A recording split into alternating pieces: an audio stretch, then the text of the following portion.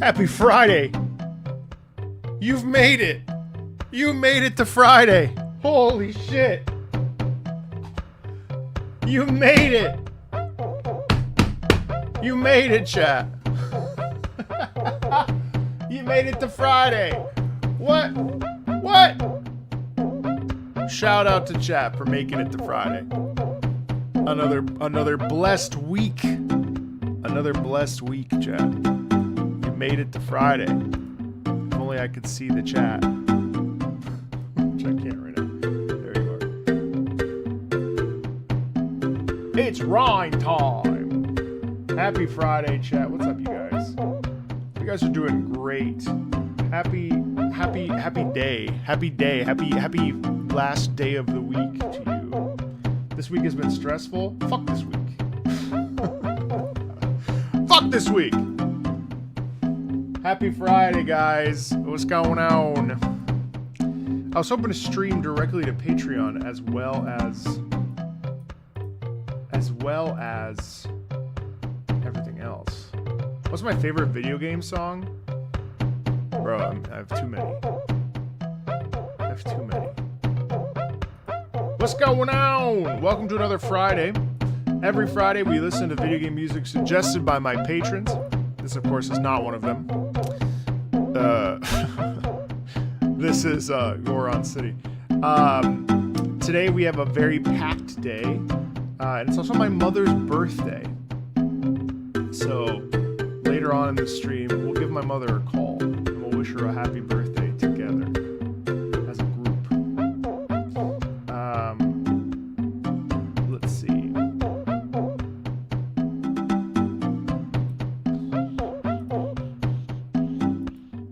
I hope you guys are doing super well. I just need to make sure that for a moment you thought I talked to you. I work Thursday to Monday. Well, happy work day to you. Man, Chat Ninja is really sucking lately. I'm so disappointed. I thought that I could trust.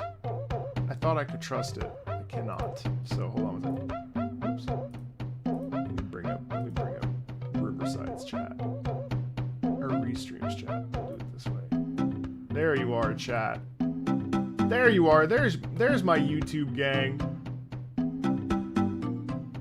I was in Happy Monday, guys. That's right. You're stuck at work. That's horrible. Hey, Ona. Thanks, Beefmaster. Drummer, thanks. Perfection. Hola! Hola! Well, as you know, this is our Friday stream. Let me just make sure everything's good. Yeah, we are cooking. You're watching at work, bro? Bro's got the busiest day. Bro's got the biggest day. Big Friday energy or Monday energy or whatever it is. That's right. That's right. So the game plan is to crash through a bunch of wonderful video game music today. We have a lot to do. We have a lot on our plate today.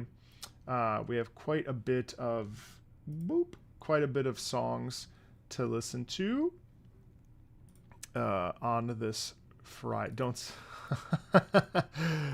say it.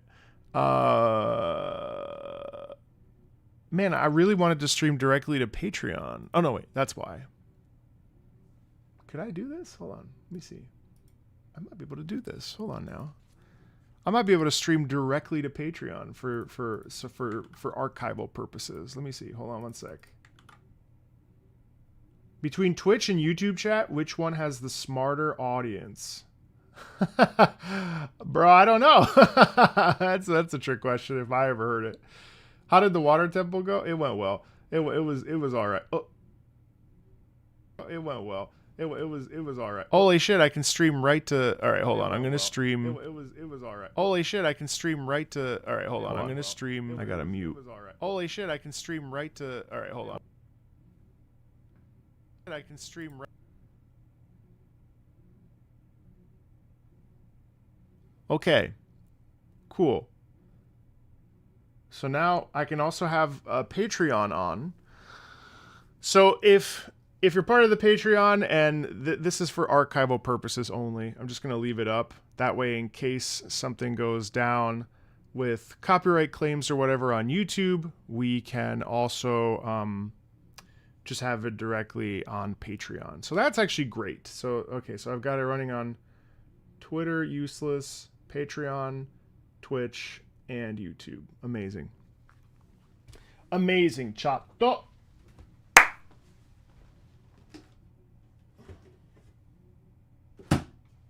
I got this shirt. My mother-in-law got me this shirt directly from the Philippines. So how about that? Boracay for you Filipinos in the house. I don't know. Sick shirt. Thanks, Crammon. Thank you. All right. So today's agenda. Go through my head. Why does my head look so red? Ugh. What's going on here? Horrible. Anyway, doesn't matter. Today we've got a whole bunch of stuff to crash through. We got some Hyrule Warriors, Legend of Heroes, Trails in the Sky the Third, Fire Emblem Radiant Dawn, Fire Emblem Engage, The Finals, Gran Turismo 3, Kirby Planet Robot, Esoteric Ebb, Elder Scrolls Online Morrowind, Xenoblade Chronicles 3, Dead Rising 2, Memento Mori, Heroes of Might and Magic Olden Era. Oh, good. Bam, I don't know if you're here yet, but I started playing this actually, which is great. It's really, really fun. Conan Exiles, which just got that Unreal Engine 5 update. Let's see. Grandia 2, Alien Isolation, Terraria, Code Vein 2, The Legend of Zelda Link's Awakening 2019, Pokemon Coliseum, Halo Wars, Spider-Man 3, Sea of Stars. Lots of good stuff today. Lots of good stuff today. And I might try to bump some of next week's up to this stream, just because we won't have... Olden Era is the new one that just released here, yeah. I gotta take my vitamins, chat. Did I run out of vitamins? Oh no, I did. I have one more day. All right. One more day of vitamins. But yeah, that's the game plan for today.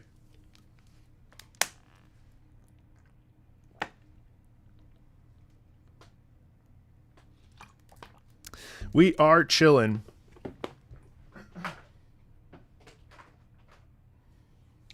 And again, happy Friday to those of you that celebrate.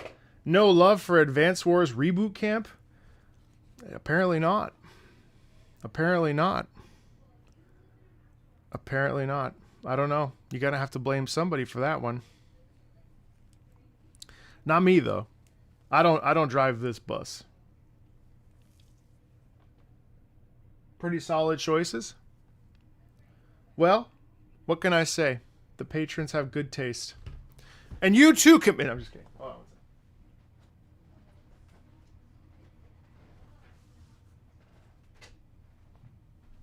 on. All right. Welcome in, you guys. Happy Friday. I'll get started and people can filter in as they go. We had an amazing anime stream yesterday. Did I watch the new Yakuza game trailer? Oh, for Stranger Than Heaven? I can't, because Snoop Dogg and Ado, it's a copyright nuke. So alas, I cannot really watch that. Unfortunately. I did get to the bottom of the Square Enix copyright situation. So it used to be that only Final Fantasy XIV needed to have visuals. Well then, fuck it, we'll watch it if Max and Co reacted to it. It used to be that only visuals mattered for Final Fantasy XIV stuff, but turns out that anything related to Square Enix now can get flagged. I did not know that.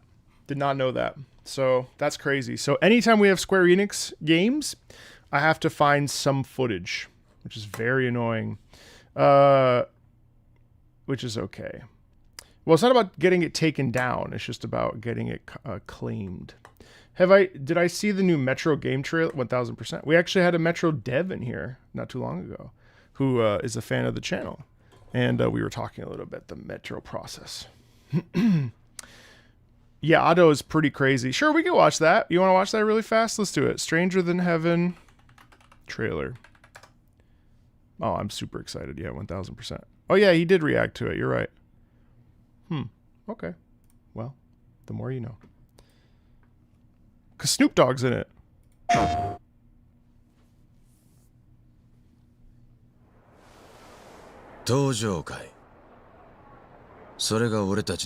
Honestly, this is probably the RGG game I am most excited about. Because it goes through the history.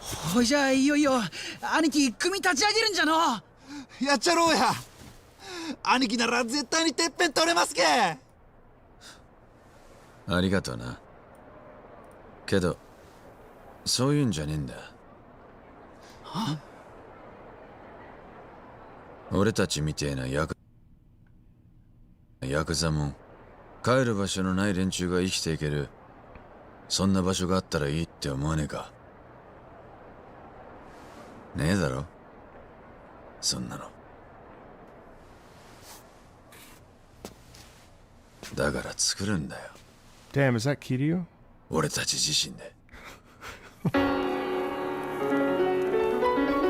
I love that. Muted piano. I found a place for another, so I that right there? That's the Japan you've been dreaming. What the fuck? Why is he in the game? Than heaven. Wow, it's like a 007 intro. Hey! It's actually amazing when they take a modern song and throw it on to like a historical time period. Just what are we trying so hard to protect? 1929, right before World War I or World War II.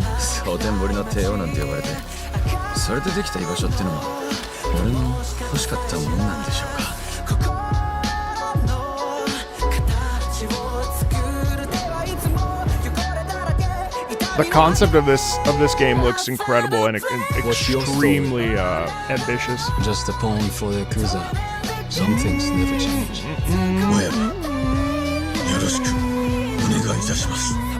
Obsessing over one man's death. That's no way to live a life. I know, but I can't just live it alone. If I don't settle this, my life can't ever begin.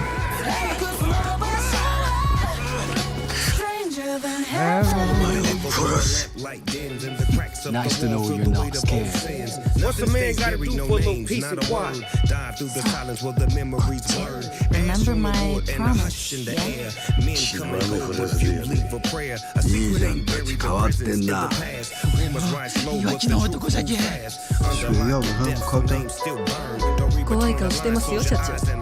Oh, Ato's actually in it. Holy shit.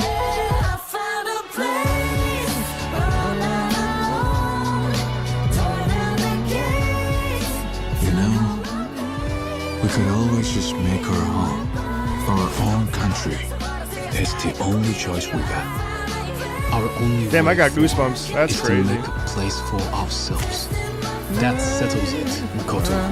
If this country won't accept us, we'll carve out our own right from underneath it. Yeah, Ato's insanely talented. Holy shit, this looks so good. Wow.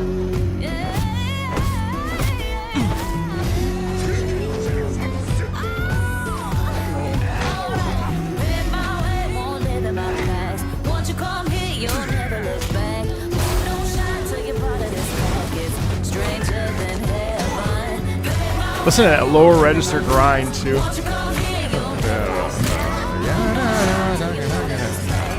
It's so ambitious, dude. This here looks crazy.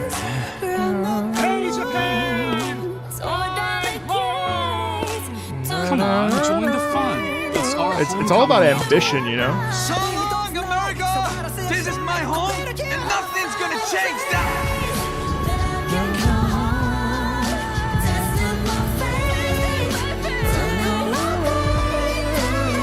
Wow.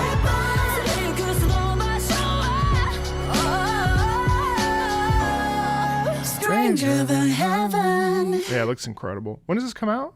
Oh my god, I got goosebumps. Fuck. Oh, winter? Oh, it's coming out so soon.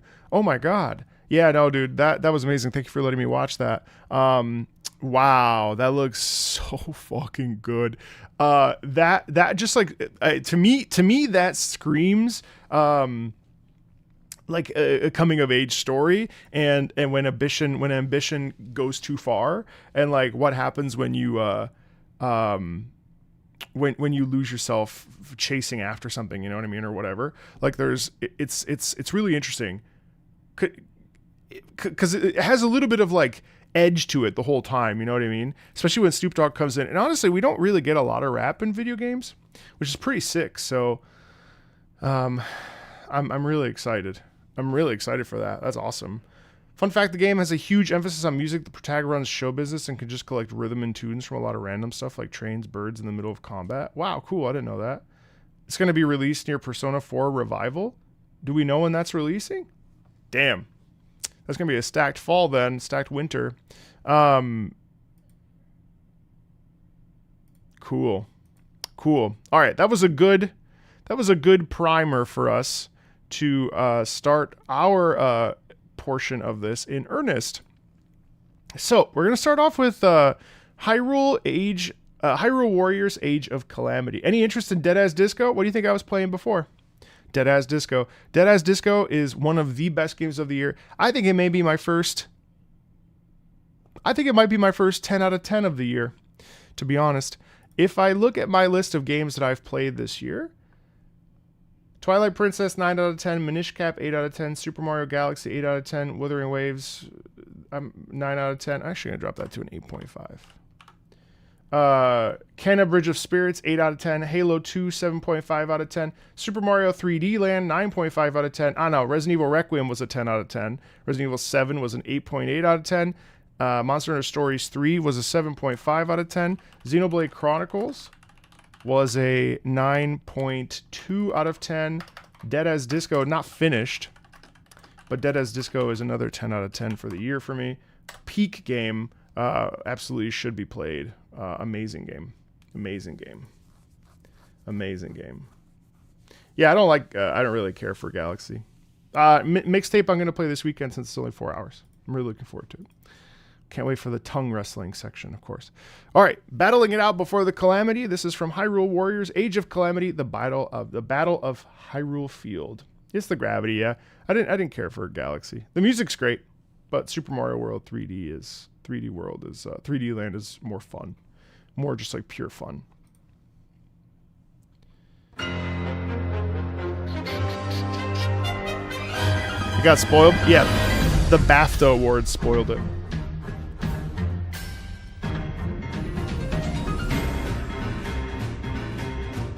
The one on Switch.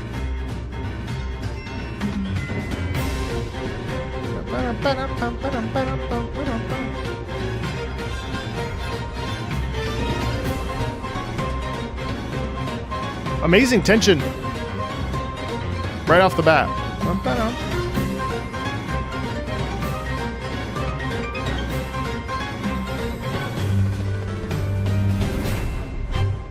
Ooh, shum.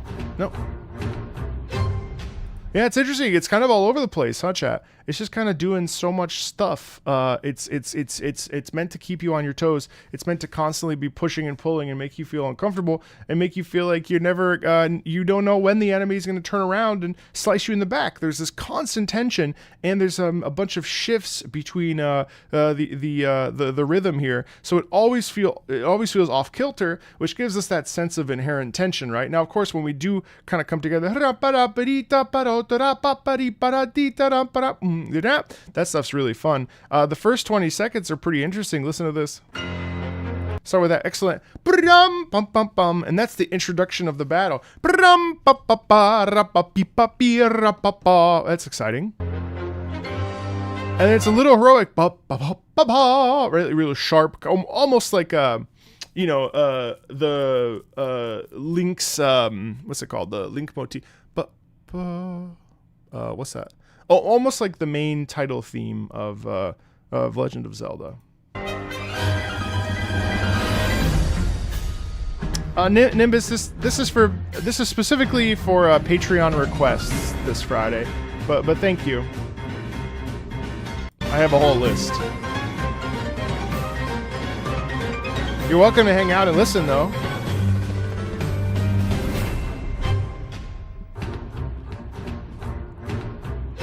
It's interesting because it's kind of pared back. I would have actually liked a little bit more body in the sound, but because it's all like basically the bass instrument, it kind of, or cello maybe, it's devoid of a little bit of layered tension that I would like.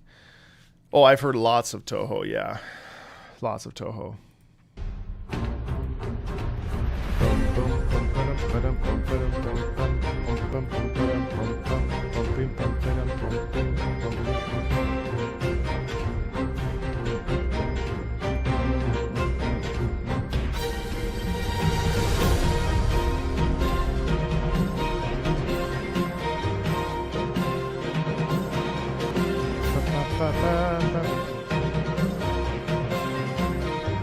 You hear that? There's a really cool thing that I heard where the percussion, and it seems like all of it's not a lot of super synthetic, so it's a lot of like organic sound.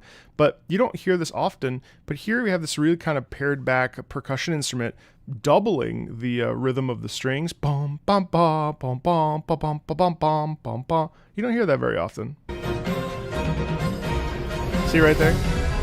Ba-bee, ba-da-ba-da-bee, ba-ba-bee, ba-ba-ba-bee, ba-bee, ba-da-ba-da-ba. Ba-bee. Ba-da-ba-da-ba-da-ba-ba. Ooh! It's almost jazz. Wow, that's crazy. Wait. Let's go back to that corner. Hold on. When the piano takes off, right here. The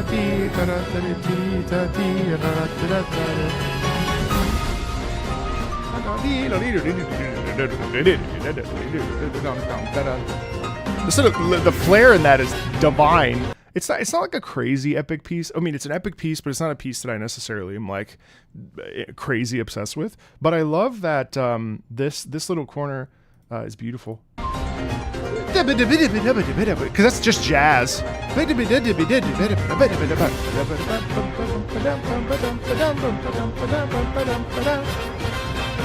Again, you hear how that rhythm, we're getting that throughout each of the different instruments. You didn't miss anything, Wu Shang. Don't worry, we just started. We watched the Stranger Than Heaven trailer with the wonderful Ado and Snoop Dogg.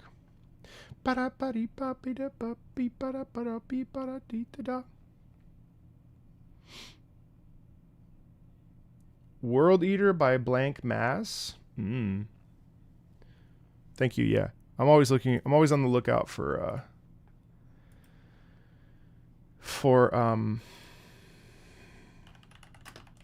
workout music. Thank you. I just finished up week 6 of working out. I have not missed a single day of working out in 6 weeks. 4 days a week. Morning all. I got an endoscopy today. Oh my goodness. Oh, endoscopies are always fun, but at least it wasn't a colonoscopy. Could have been worse.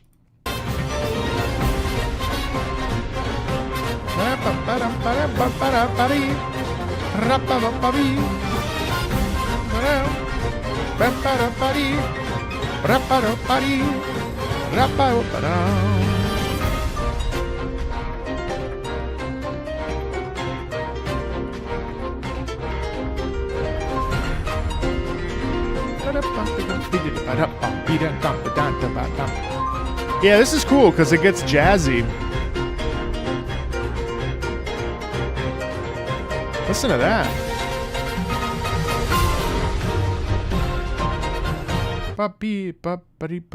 Is that it? Oh yeah, that's it. Okay, so it's a big loop. Rancid Anus, did you see you made it on one of my YouTube shorts? Congrats, man. Toe fungus, indeed.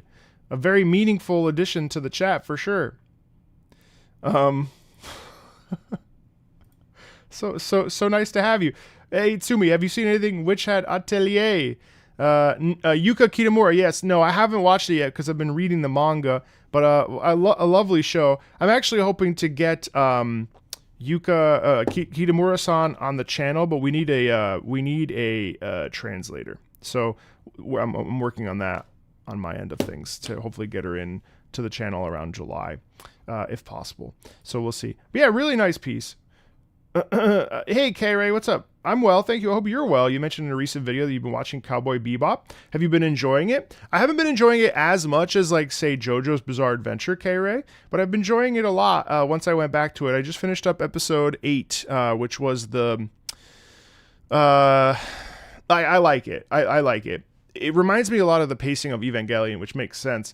It's really nice. It's a really nice show. It's not my favorite show, but I feel like it's one of these shows that, like, if you enjoy media, you ought to watch it. And for that reason, I'm enjoying it quite a bit.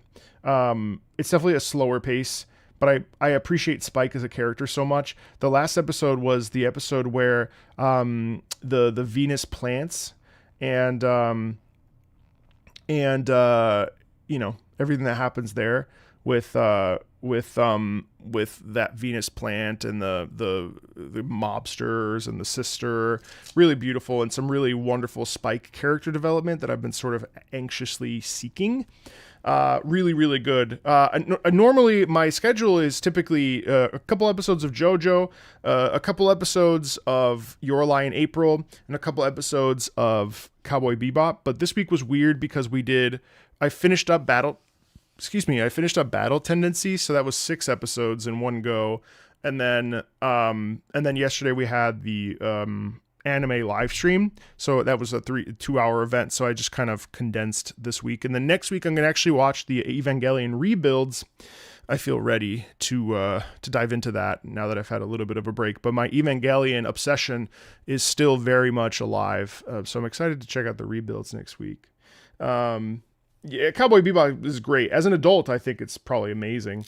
As a child, as a kid, I can't even imagine watching it. Cowboy Bebop is very different. That's first. Yeah, I know. Yeah, but I think it's great though. You know, that's right. It's got a nice taste. I'm actually enjoying sort of spacing it, Cowboy Bebop out. It's a real, like, classy experience, if that makes sense. And it's fun. JoJo's a little bit in your face, you know what I mean? And I love JoJo. It's probably my second favorite anime at this point. But yeah, it's cool. It's really good. The Legend of Heroes Trails in the Sky, the third, Cry for Me, Cry for You. Waltz for Venus, that's the episode. Yeah. I really enjoyed Waltz for Venus. I thought that was really beautiful. Like I said, the character development there for Spike especially was really great. I still love episode 5 of Cowboy Bebop, with the church sequence with his old buddy. I think that's my favorite. I actually think that episode 5 is an all-timer anime episode, and it'll probably be like one of my top 10 episodes of any anime. It definitely is one that remains deeply entrenched in my brain. Episode 5 was really special. The OP for Sky Third, nice. We're going to listen to it in just 2 seconds. Yeah, Cowboy Bebop, 1000%, dude. Zizzer. I remember them talking about writing each Cowboy Bebop to be a mini movie, so they didn't get to showcase action as much until the actual movie. Oh, that's interesting. I didn't know that. All right, Cry for Me, Cry for You. This is the full version. Legend of Heroes, Trails in the Sky, the third. I'll probably stop 3 times just to keep us rolling. But if anything really sticks out that I feel I need to discuss, I will stop. Cry for me 君の声が聞こえてる叫んでる僕の名前を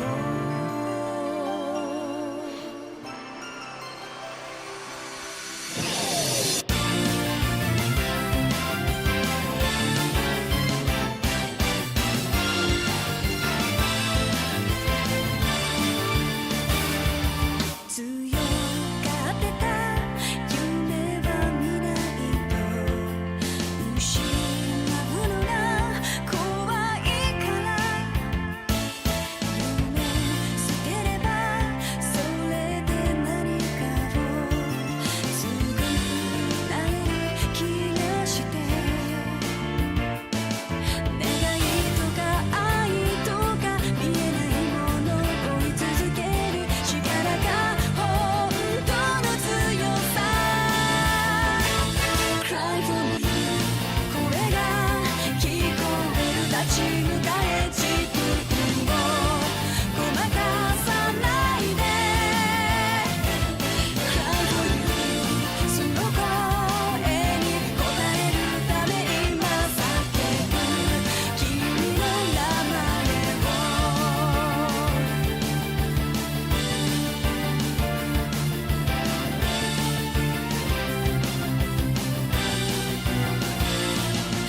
As I'm listening to this, I'm having this internal monologue about Japanese music and vocals like this. And on the one hand, I will say that I'm not particularly crazy about it, just because it's how do I articulate this? On the one hand, I'm sort of more so neutral on it, because it's a little bit of that very classic, like, anime opening sound, where it's like a person describing something and going through these emotions, and then it kind of stays the same pretty much throughout it. So I was having that thought, and I do like it because it's nice, right? Like, I like this kind of music, it's fine. But then I was thinking about, like, folks that will leave comments and yo, you're awesome, guy that says you're awesome. They're oftentimes, when I play too much Japanese music, I will get comments that there's too much. Hi, movie. And that Japanese music is sort of off-putting to some people. It's always a Halo fan, so for what it's worth, take that as you will. But I was wondering why that is, and I was wondering why this particular sound could be off-putting for somebody, because it's not inherently bad. There's nothing bad about it. It's quite nice. It's galvanizing. It's inspiring. It's kind of contemplative. I mean, the tempo's fast, so that doesn't really do anything harmful. It's a nice piece. But I could see why someone wouldn't like it, and I don't know. I in a way, a track like this is very simple and it's very on the nose. And I wouldn't say there's a lot to say about it besides the fact that it makes you feel ready to take action, right? And it's a nice forward moving piece that's very, I don't know, feels very personal and very eager to succeed and so on and so forth. But it's interesting to me that this sound could potentially be very off-putting to somebody who's not used to anime or Japanese style. It's a very particular type of sound, like an anime opening sound, I would say. So, like, I wonder why that is. That's kind of the thoughts that I was having while listening to it. So, good morning, Wrestlehouse. Good morning, Gabe. Good morning, Monteiro. That's okay, no worries. Good morning, Juan. Guten Morgen. Your Sama says maybe it's overstimulating. It's true, and I suppose one could possibly say that the cry for me, I mean,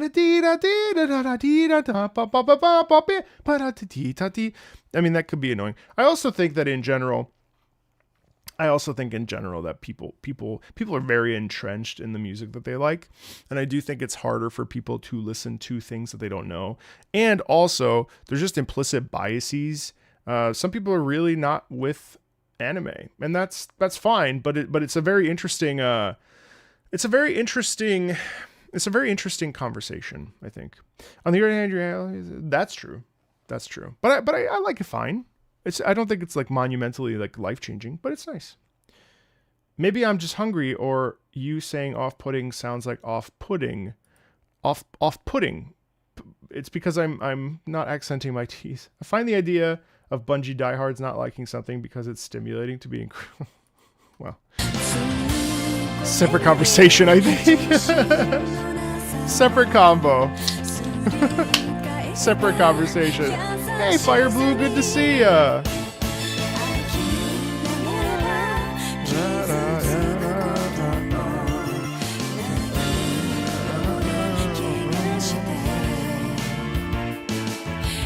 I do like the bass line. And I do like this. I mean, like, all this stuff, again, pretty much, as far as I'm concerned, it's just like the movement into action, right? Like that, that's it. Like, that's the movement there. And you get that really nice bass line that doesn't need to be anything more than it is, right? Then that's great. There's nothing wrong with it. Is it a little bit, is it, does it feel repetitive or boring? I wouldn't say boring, but it does feel a bit repetitive, which is okay. I'm just taking Patreon requests. Yes, Fridays are just Patreon requests, but you're definitely welcome to stay and listen to some cool music or whatever. It's totally up to you. But yeah, Fridays are just for patrons for suggestions. A friend of mine says that they don't like anime music because it's like listening to a run-on sentence.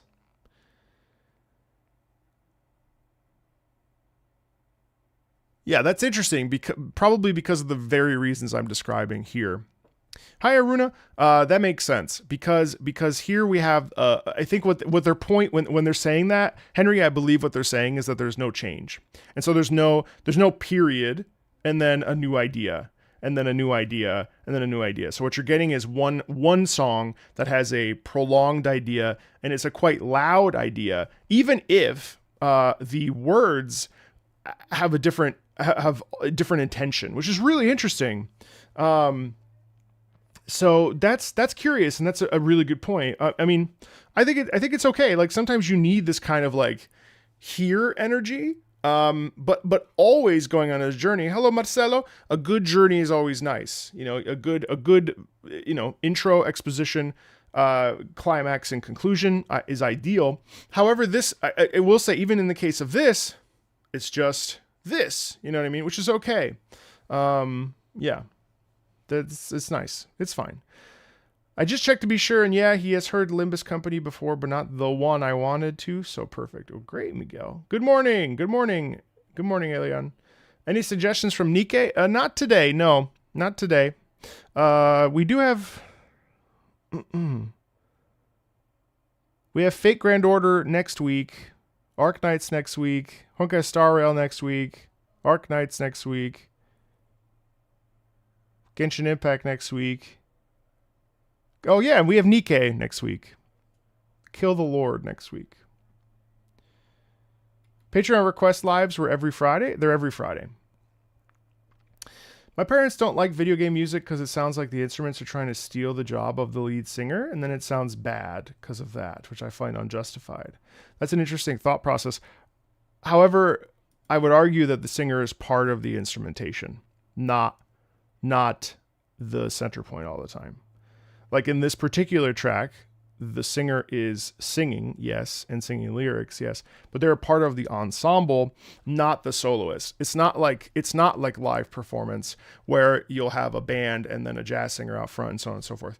Like in general, I find that with video game music, it tends to be a group combined effort to produce a sound that is intentional rather than individual, which is interesting. Sir, out of curiosity, have you heard of Raise 2-3? No, I haven't. Well, that sounds interesting. Lemao, I had a coworker that hated instrumental music. I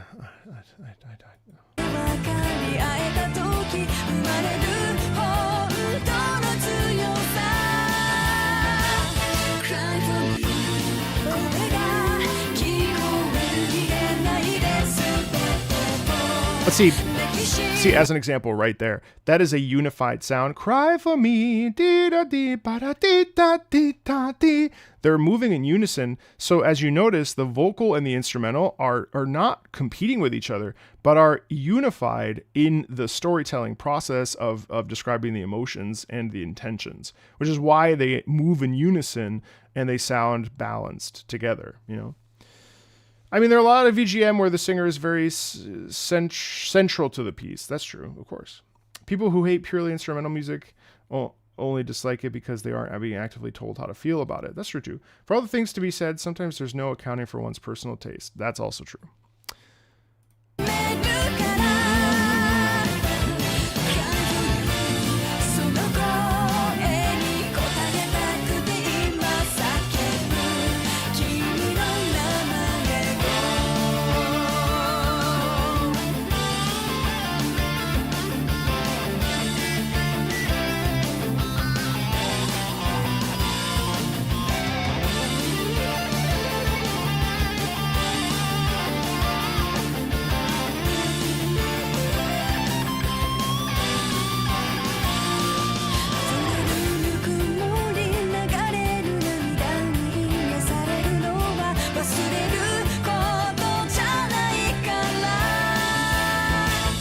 cry for me.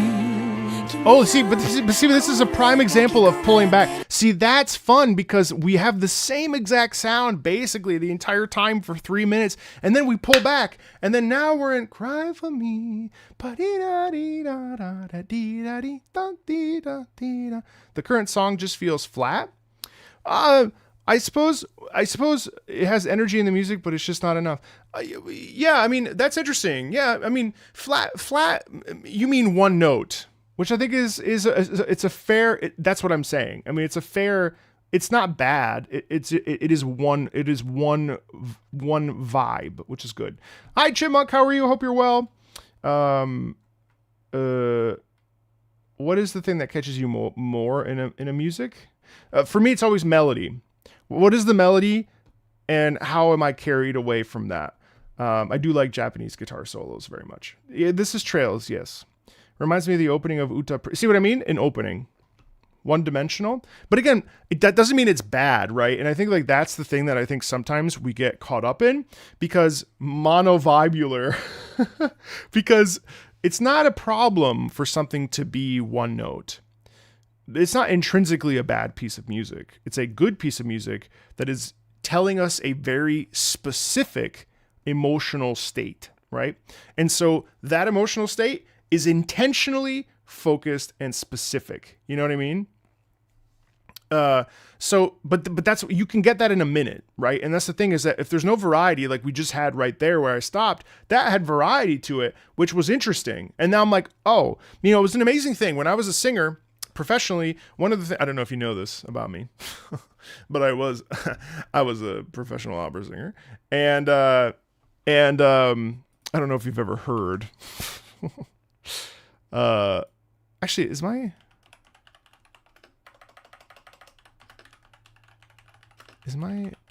recital still up? Hold on, is it still there? Yeah, it is. Wow.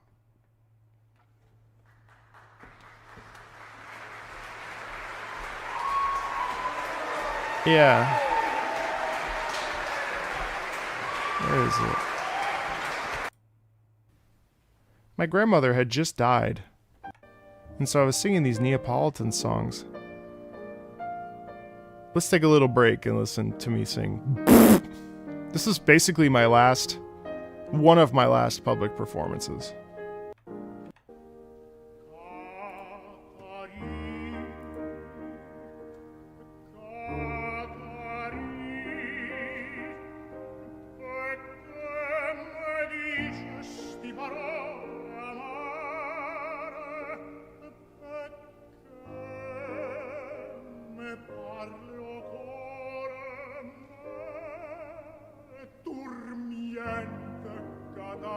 That feels like a lifetime ago.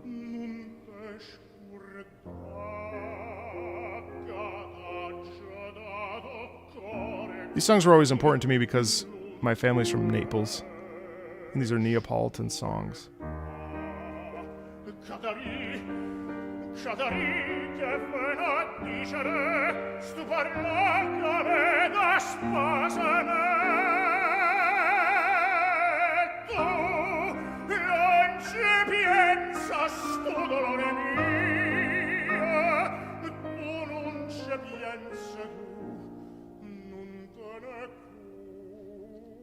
And 3 days before, I was on a flight, so I was like, really, my voice was worn out.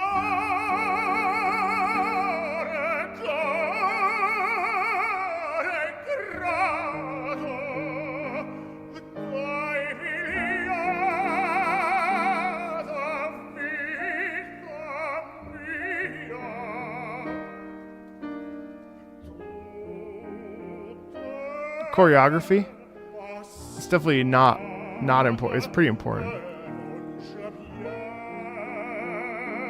Like the hand gestures are, take them or leave them, they're not really essential, but like moving in general in recital like this, you wouldn't move too much.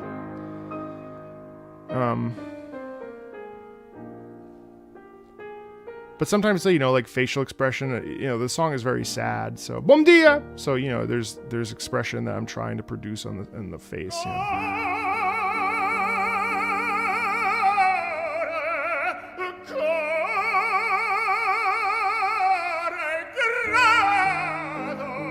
Like, that's a choice, stylistically, to have a sort of a piangendo cry.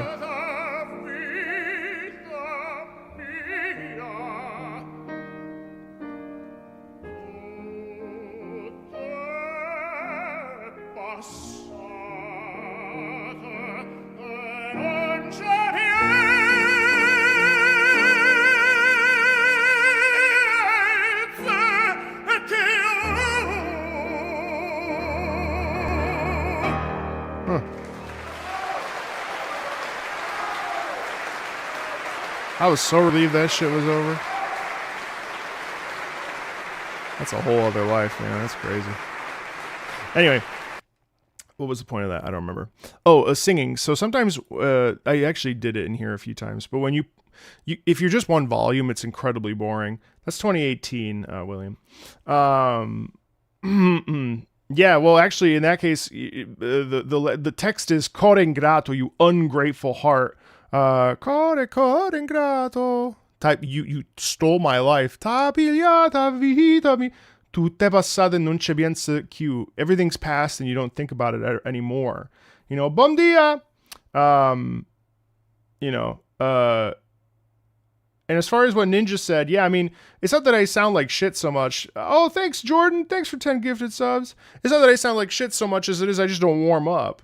If I were to sit down and warm up for a week or two, I'd honestly be right there. But also, I don't have high notes as like that anymore because, I mean, I don't need them, you know?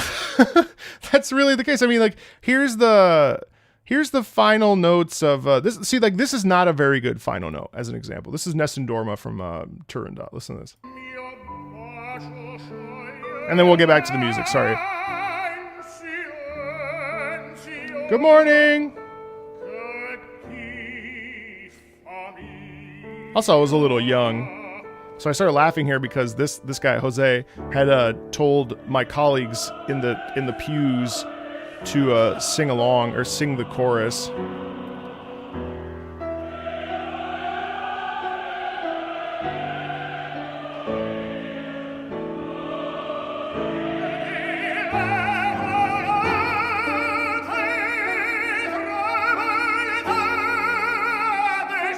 Enjoy the 50. Oh my God! Thanks, Jordan. That's so nice. But you can hear some like byproduct in this. I mean, that's hard. Those are high A's. You know, like.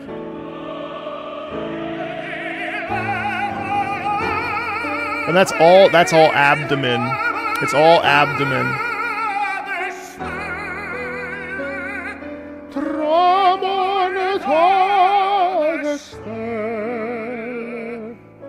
Yeah. But see, that's what I mean right there. V, instead of just going V, V.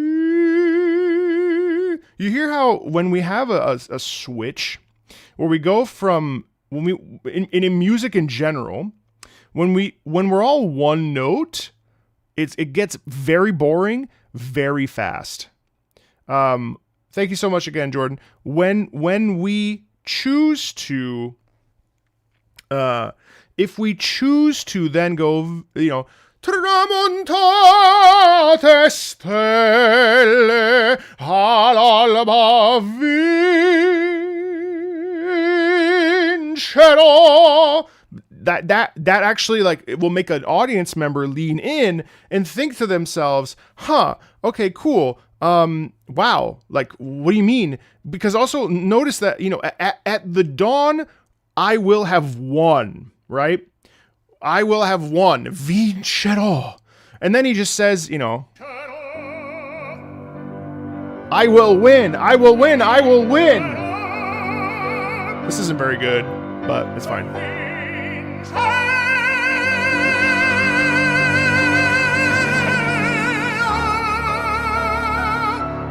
I mean, I produce the sound well, but it's not necessarily the most artistic choice. But that's also a high B natural. I actually don't think I even have that anymore. Point being that we want to go back to Sora no Kiseki. We want to have color and shifts, you know.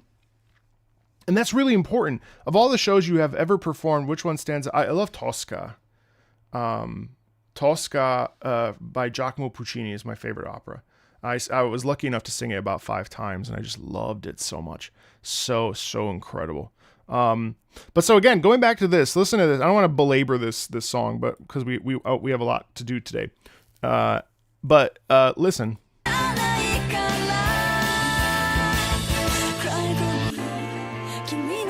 See, you see how it's all boom, boom, boom, boom, boom, boom, boom, boom, boom, boom, boom. Cry for me.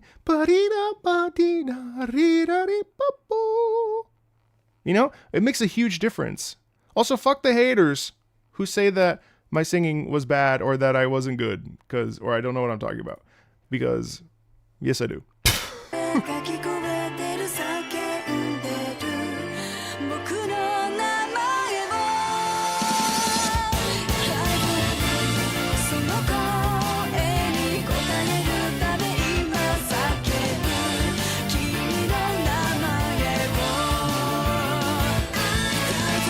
See, and it's interesting because here we repeat and we repeat and we repeat.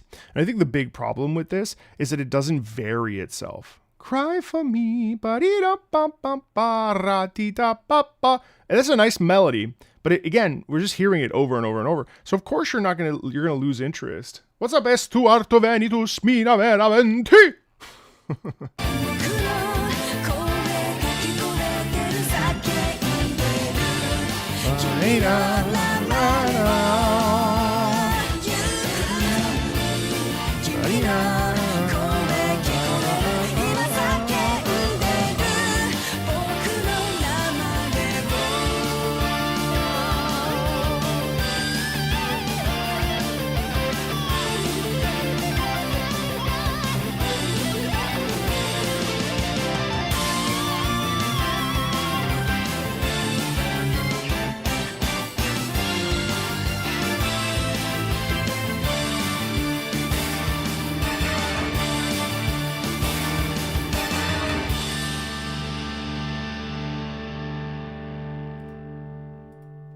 Yeah, but I mean, it's not bad, you know. It's still fun. Curse the YouTube notifs. They only tell me you're streaming once the stream ends. Well, the good news is that the stream has just begun. Would I ever go back to opera? No. I'm a dummy. Is a point of opera to tell a story in a song? I've never listened to it. Yes. Yes. The point of opera is opera is story. Opera is story through singing. So when you go to an opera, you're discovering a plot. The plot of Tosca is the full story is, you know, of rebellion and the danger of political power and you know, murder and death and, you know, and stuff. So yeah, no, of course it's all. Every opera is a story. Now there are songs, art songs are not operas, but yeah, yeah. No offense. Yeah, possibly. Yeah. What if the opera song was for a video game? Well, then it would serve the intention or plot of the video game. Opera is story, essentially extreme difficulty theater kit. Yeah, I mean, yes. I've often said that video games are just operas without the singing all the time because the music is an essential component. Essential. I think music is pretty essential. Now, you could argue that you don't need music in a game, and I would say that that's probably true too. But in general, music is better. Games are better with music. Sup, by the way, I find you back when you first reviewed Ace Combat music. I've been a fan for ages, and I like your breakdown of it and your gameplay. Well, thank you so much. When I get back from my honeymoon in a few weeks, we'll be diving into more Ace Combat. If you sing in the shower, is it a soap opera? What's the point of having music in Pong? To keep you focused, probably. To keep you focused. The odd thing to me is that there are people that genuinely exist that literally turn off music when they play games. That to me is preposterous. That's crazy. That is just crazy. Good morning. First time catching one of your streams? Thanks, Jordan. That was very generous of you. All right, I gotta get back to work. Have an amazing day, Marco. You too. Enjoy your work day. Enjoy your weekend. It's Rawing time. Good morning. First time catching your streams by any chance? Any patrons request Ace Combat? They tend to, but not today. No, it doesn't. It doesn't look like it. Not today. Not today. But you're welcome to stay and hang out. The music informs the appropriate response in the game. It's true. I turn the music off if I'm going to be playing the same thing. Well, that's different. If I'm crafting in Final Fantasy XIV, even I on stream have turned the music off. Of course I have. You turn down the music and play my own music on Spotify? I'm not going to yuck your yum. But every time you do that, a composer dies. I'm teasing. I will say I turned off the music in Kingdom Come Deliverance 2 because the world was so immersive and felt so lifelike that by turning off the music while riding the horse, I actually felt more immersed, which is a first for me.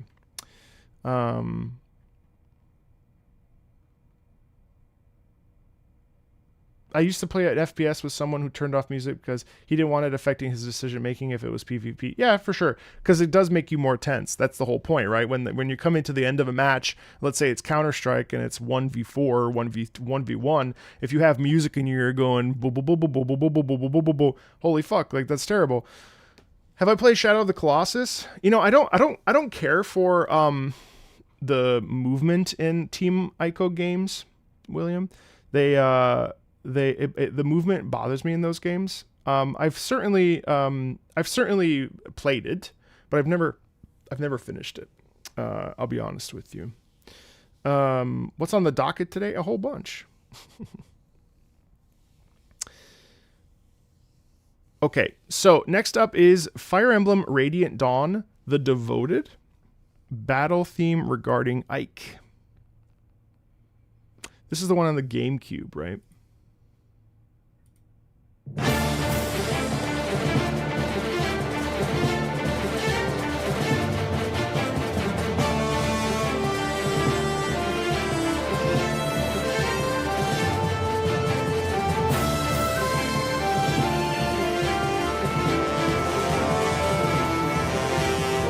So it's interesting because of the quality of the recording.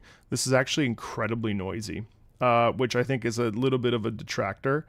Now, do I appreciate the brass and how emphasized this is? Because obviously, like, this feels like it's a, it's a heavy-handed moment of strife and stress, and there's boom, and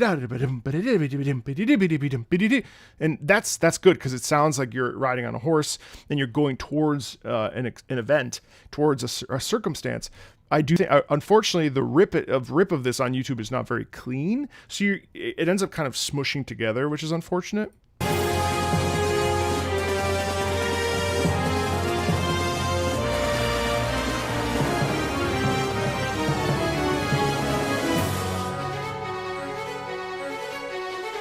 See, that's really nice because that's tension in action. That's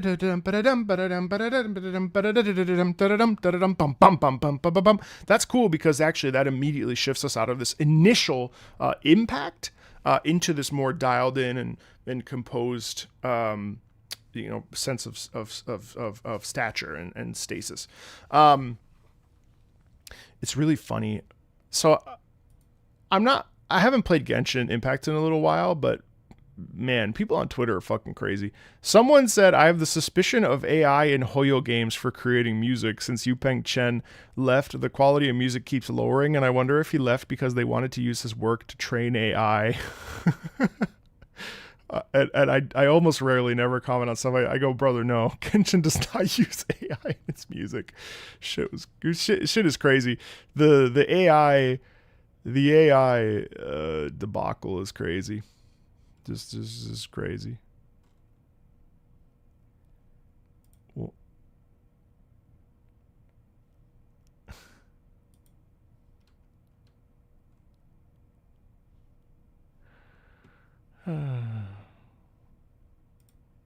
also, why are people conflating the difference between apps using AI versus AI, Gen AI in games? Like, it's so this is a very disingenuous argument I was starting to see about how everything uses AI, so we should just be okay with games having AI. It's so bizarre. Strange. Everyone's like, AI! Like, I don't think the use case for X and Facebook and Instagram and all these other things, like, that has AI. That's different than like a game using Gen AI. I don't know. Maybe it isn't. I don't know. It's so stupid. Anyway.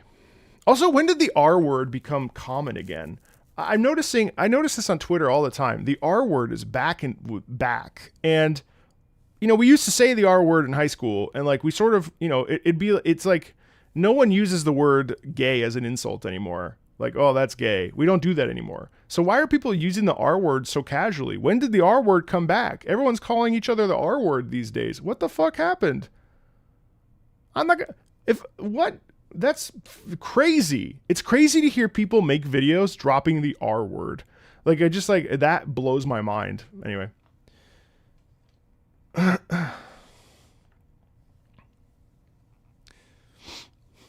Yeah, I know. Good point.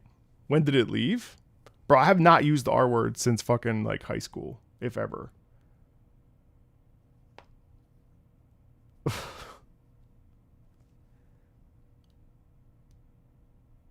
Anyway, unrelated.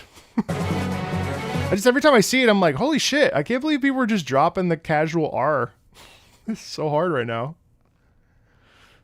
I guess for some people it doesn't matter, but I don't know. I can't imagine just like, I can't imagine as a 38-year-old dropping the hard R. People still use gay as a pejorative in construction? Yeah, Swan, yes. That's preposterous. That's crazy to me. You thought the R word was racist? No. Yeah, we can't say racist. Yeah, no. No, R. Yeah, you know, I don't want to say it, but you know what I mean. I'm just blown away by it. I'm just like, wow. Okay. All right, bro. The R word is retro. You're right. We're not allowed to say retro. Yeah, no, I'm sorry for bringing it up. I'm sorry about that. We're still calling people rapscallions. You rapscallion. The other day, my neighbor's like 80 some odd years old, like 85 years old. Sweet man.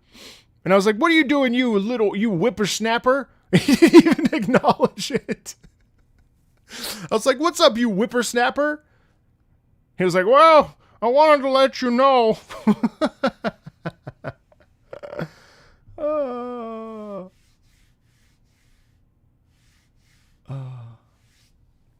Funny. Anyway, let's continue with it.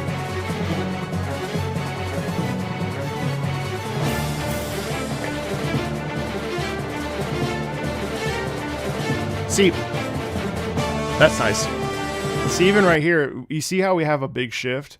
And so we still have the same sort of rhythmic identity that we have in the previous parts, but then here it shifts, it goes down a different chord, it shifts in key, or it goes lower. And so what ends up happening is that we kind of, the rhythm changes slightly near the back half of this little phrase, and it's really interesting because you actually hear an emotional shift in the music, which is really cool.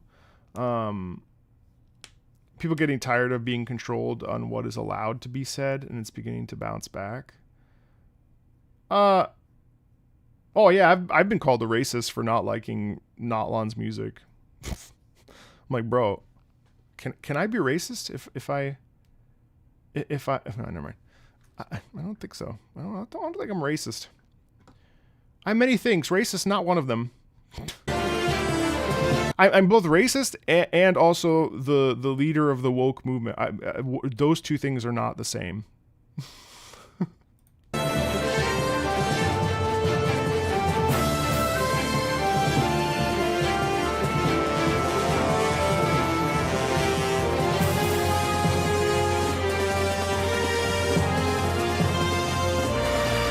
See,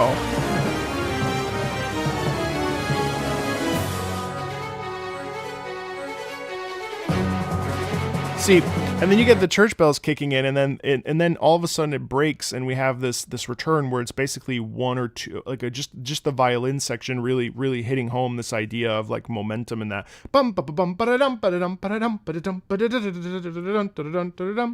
Hi, Shisa! Shisa! Racist, I don't even know the names of the drivers.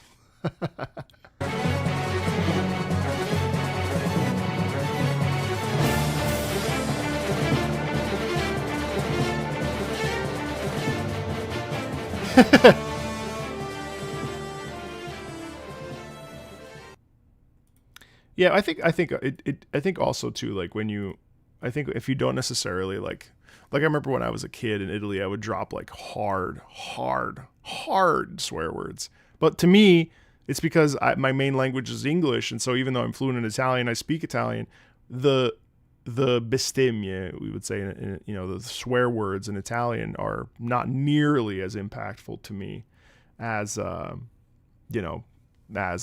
like something in English. Like motherfucker is super different than porca troia. You know what I mean? Like there's a horrible thing to say. You know what I mean? Like that they're different, but to me it's like motherfucker versus like motherfucker is a bigger statement than porca. Anyway, what is the important in your opinion? In your opinion, what is the important point in music that fictional language like the Nier series? Why can people feel like they understand sadness even though they don't know the language? So for Bleed Forever, I think the fictional language actually gets us out of the way. I think sometimes when we don't know the words to text, it actually allows us to connect with it in a deeper way, because text infers to us so much about what we think we should be feeling. Whereas I think if we use music without words, or with words that are made up, or in a fictional language, or in something we don't understand, we naturally will probably, I think one of two things happens. You either lean in, and so you hear the words, and you think to yourself like, what is being said? This feels some sort of a way, right? And so then you start to naturally like, maybe you open up to the particular sounds, which then allows you to connect with it through yourself. I think the other thing that happens is something I can't remember. I think it's less heavy-handed. And I think it also, when it's in a fictional language, or like the chaos language and stuff, I also think that inherently makes the instrumentation have a more important job, which is to help you understand when you don't understand. And so it's an interesting paradigm, because when you just have instrumental music, you can make your own assessments about what you think something feels like. When you have a vocal track that you understand the language to, you're going to default to hearing the words and then attach yourself to those words, right? But when you have a made up language that doesn't necessarily have definitions, you kind of have to fill in the gaps yourself.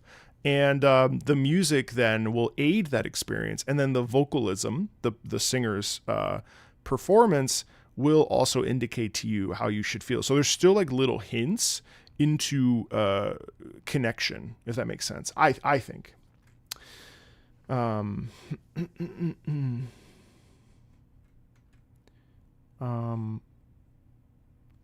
Speaking of swearing in Italian, there's a pizzeria not far from where I live called Pizzagazzo.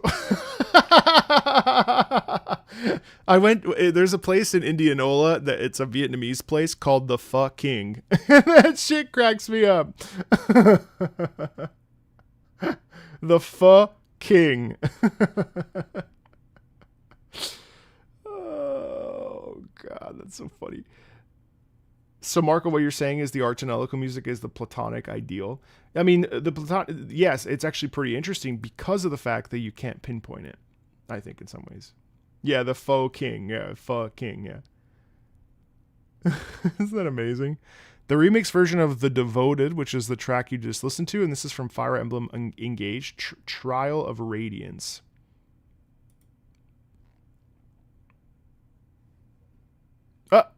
Video unavailable? Uh-oh. The video contain content. This video contains content from Nintendo, who has blocked it on copyright grounds.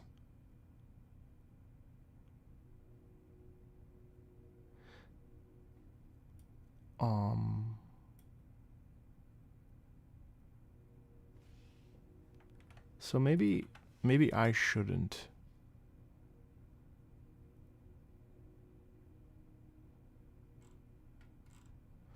Weird.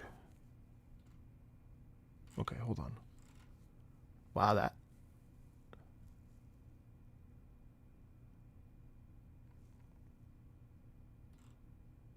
They have other stuff on here. That's interesting. Why that one?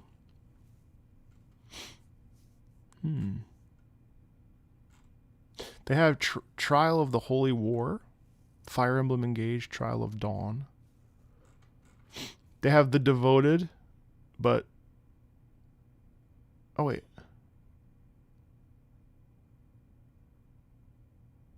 Yeah, I think I'm going to skip this one. I'm so sorry, there, Grills, just because of literally the fact that they nuked the other one. So let's come up with another one for June. Sorry about that. I would rather avoid that. I mean, I still think this would have been a transformational context, so I think it would have been okay. But just for the sake of being safe. Once Upon a Tournament. Honestly, I've not seen many issues with Nintendo Music in a long time. So I'm not sure what's going on there. Oh, guys, can we wish my mother a happy birthday? Hold on one second. Let me call her. Let me make sure she's. Let me make sure that she's. I'm gonna mute. Let me just call my mother and wish her a happy birthday.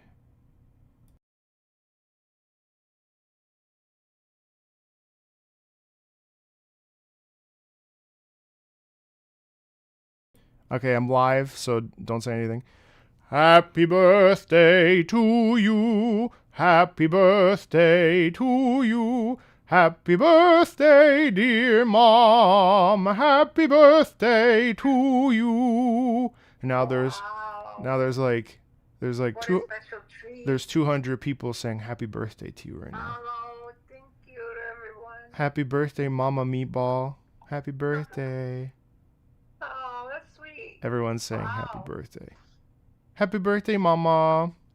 Thank you for birthing me. Glad you were born. Should I say it 200 times? No, I think that's okay.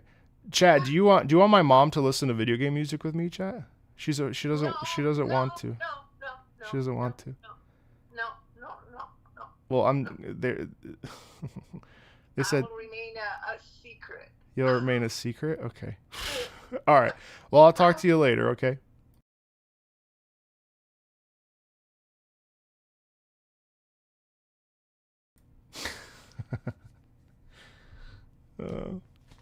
It's her birthday today.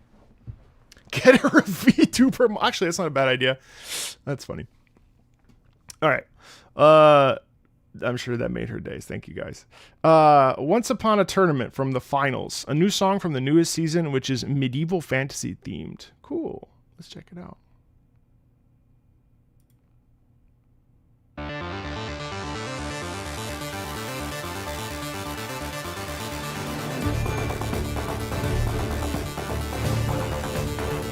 Oh, see, that's mixed meter. That's really cool because we have. So you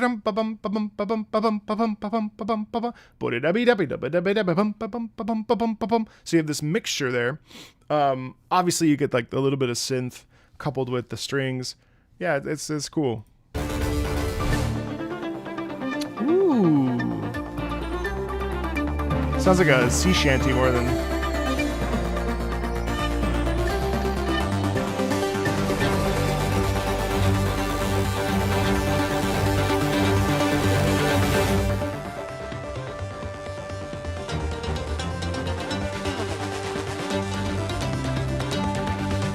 Oh yeah, so it's like a sped up. It's like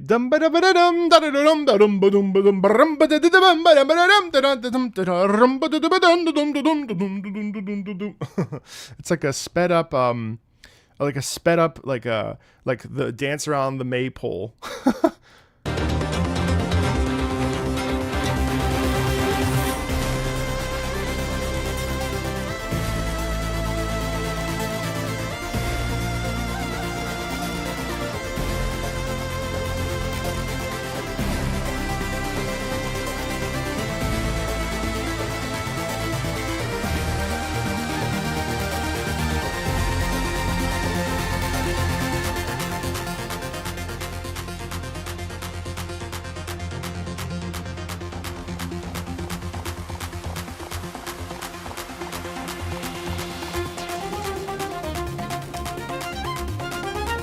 But see, so here's a prime example of something that is it's repeating, but it's also mixing and sort of, you know, oscillating around. So it's not just the same thing all the time. It's actually adding some ever so slight variation in it, which is making it more interesting to listen to.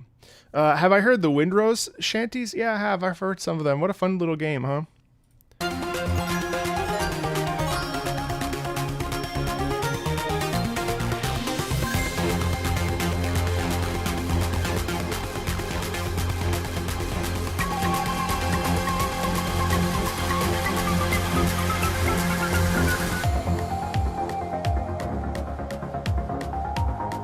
I hope we get a big fat drop though.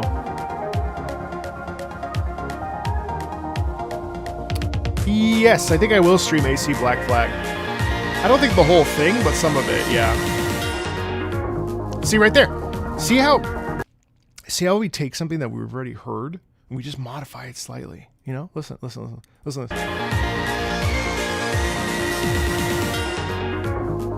So not only do we pull back, but we also like, almost like it's almost like we shift it and put it on a shelf. It's kind of fun.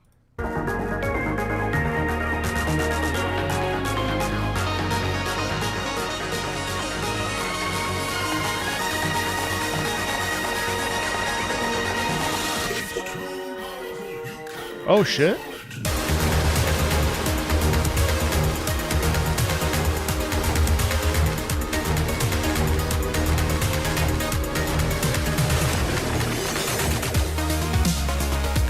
Hey.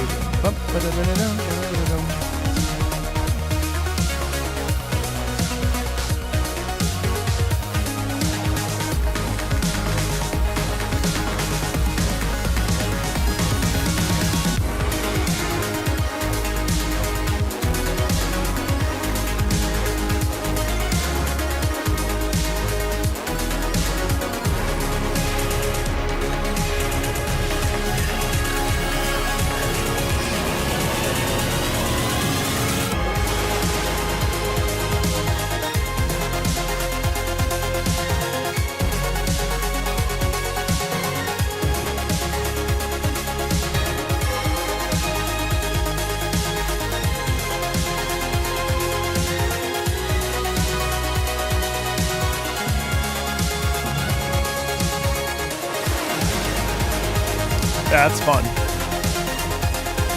Beep, bum, bum, oh. Bum, beep, bum, bum, beep, bum, bing, bum, bum, bum, bum, beep, bum, beep, bum, beep, bum, beep.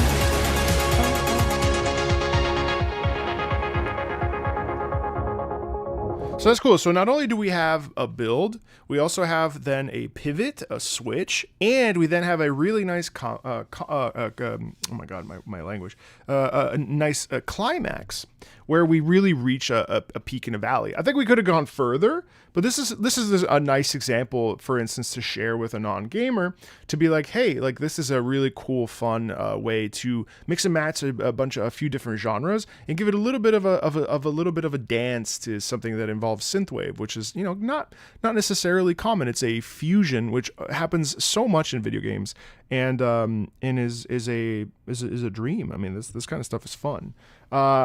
Hey Koala, how are you? Hey Vanyar. Listen to No Straight Roads versus Titania. So No Straight Roads actually gets copyright claimed, but also that's not on my list for today, so I can't. That is a gold star for Once Upon a Tournament. Congrats to the pursuer for that track from the finals. We're going to move over to Gran Turismo 3 Concentration. Yeah, let's do it. So the issue with a lot of racing games is... The issue with a lot of racing and sports fans is that the scene has been dominated by EA for so long that it's hard to separate the genres from licensed music. It's not a knock. The soundtrack of those hams have made a huge impact, but it makes music recommendations from these games difficult. But the simulation and arcade racing sphere, it's bursting with some special original productions. So this is Gran Turismo 3, which may or may not give copyright problems, but we'll wing it. Let's check it out. This is Concentration from Gran Turismo 3. Did you miss much? No. Well, no. It's been about an hour and a half. No, you're good.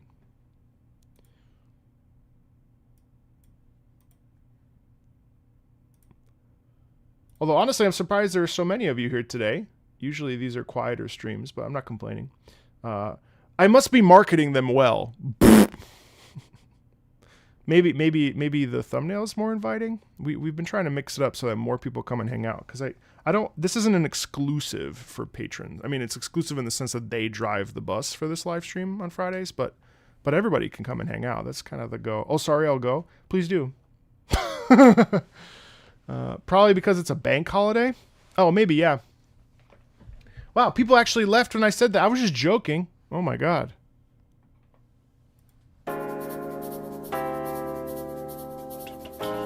Yeah, that's fun.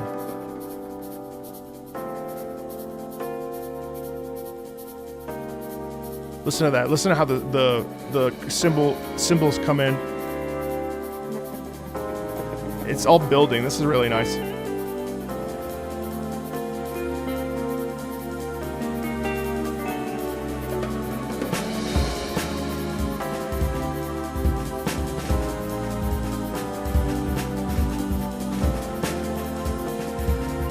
Nice.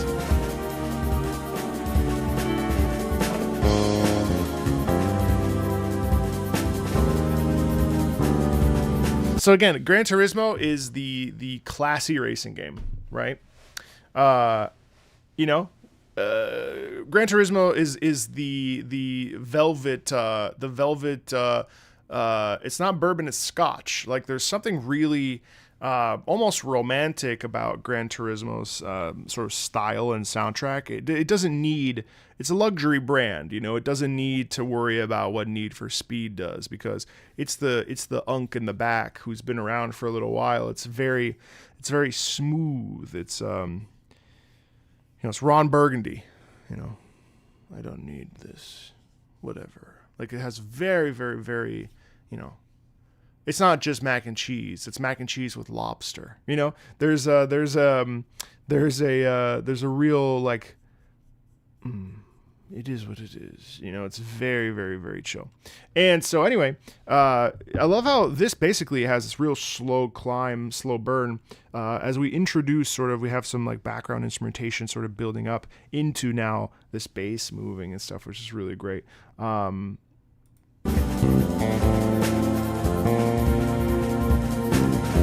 Also kind of a rarity to have the bass be so... if my dad was alive, I would play this track for him because he was a bassist. It's so rare to have the bass front and center, which I think, again, the bass is an interesting instrument to me because it usually is the support system of the music, of the guitars, right?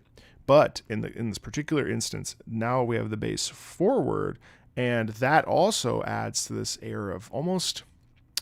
it sounds weird, but it's like smoky danger, where things seem like they would be obvious, but they're actually like, there's a little bit of like, well, how's this going to go? Like, well, there's a little bit of danger, but you know what? I'm fine. I'm not worried about it, And you get the little like nice snap snare in the back. It's fun.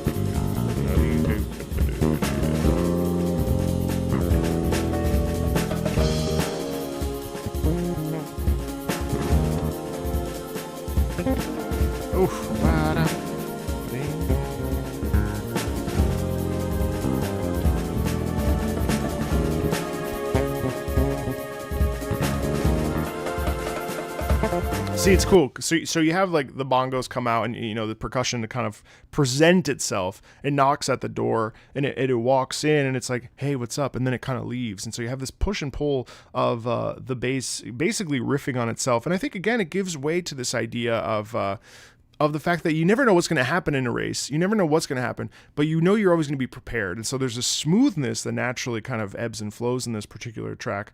And it's so fluid and lovely.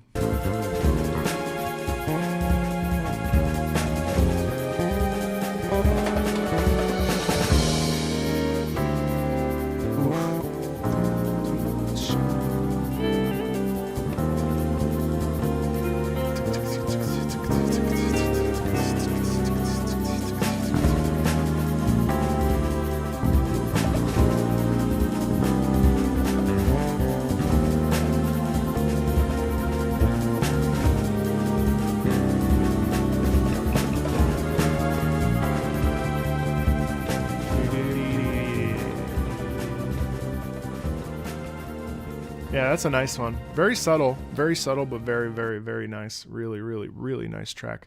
And actually like full of personality, right? Like it exudes confidence, which is really fun.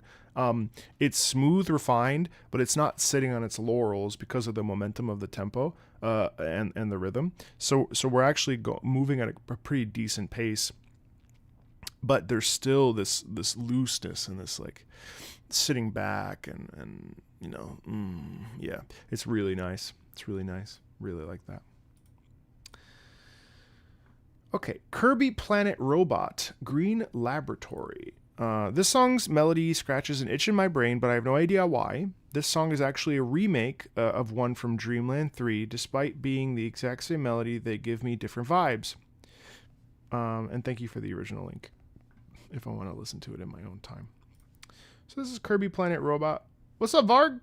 Oh, thank you. I appreciate that. No, I like jazz. I just don't like acid jazz. Let's see, sorry. Marco, is there any type of music? Oh, Reynald, I saw that you were on YouTube and on Twitch. Is there any type of music genre that you least like it or even dislike it? Yeah, I don't gravitate towards country very much. Country, it's not that I dislike it, Robobot, but I don't love it. Let's put it that way. I tend to also not really like funk. It's just not a genre that really appeals to me. I don't know. I just don't really care for it. Yeah, those are probably the two that I most distinctly don't like. Also, honestly, I've been listening to a lot of metal music, and I have to say, metal, like, I'm not really crazy about like 80s metal, like hair bands. That's not a sound that I particularly like. I was listening to the Cyberpunk soundtrack and the samurai music. I really don't like that stuff. That doesn't really appeal to me very much at all. I like hardcore heavy metal for sure, but I don't like I don't know. I don't even know what they're called. I don't even know what kind of genre that is. But folk. I love folk music. Ew. That sounds horrible. All right. Planet Robobot Green Laboratory.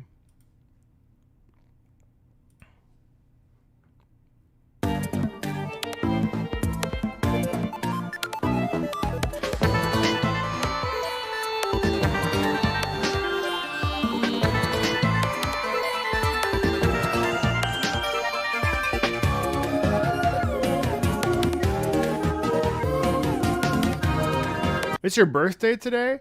Happy birthday to you. Happy birthday to you. Happy birthday, dear Donches Dontas 834. Happy birthday to you. Happy birthday. Hair metal. Yeah, that's correct.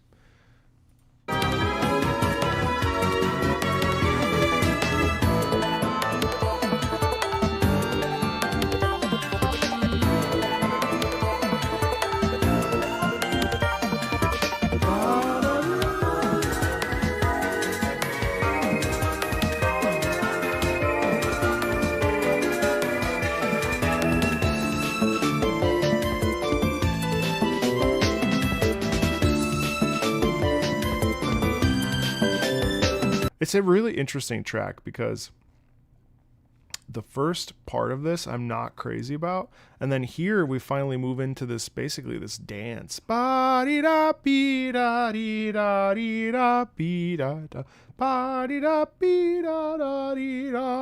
It's interesting how you still get the like mechanical sci-fi aspects of this, aspects of it, but here is where we get into confidence and playfulness and I don't know, I feel like Kirby sticks out to me in this.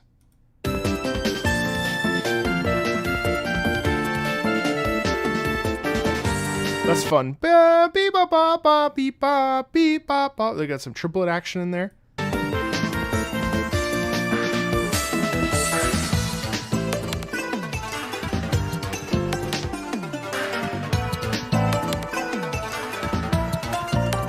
You know what's interesting is that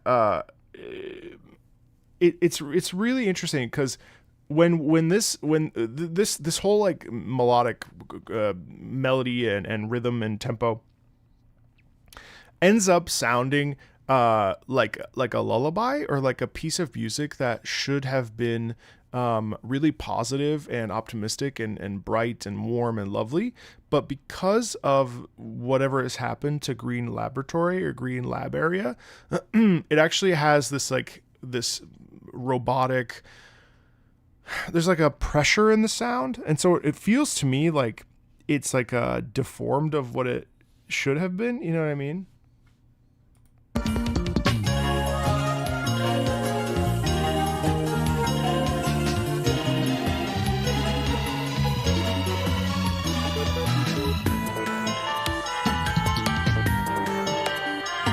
Oh, it's the main Kirby melody in minor? Oh, okay, well that makes sense.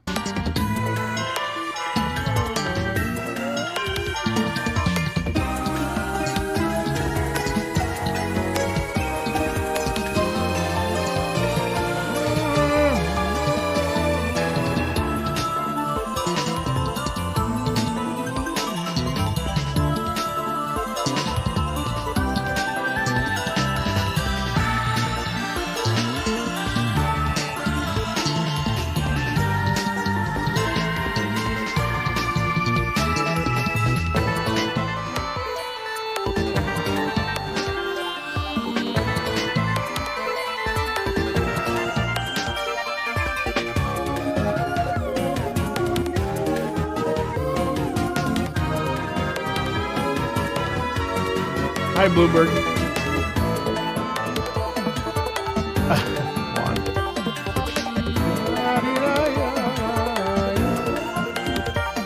I like how the rhythm that's the like has this robotic quality. Bro, I'm like stumped on this piece. I gotta be honest. I'm like trying to come up with things to say, and I have nothing. So sorry. It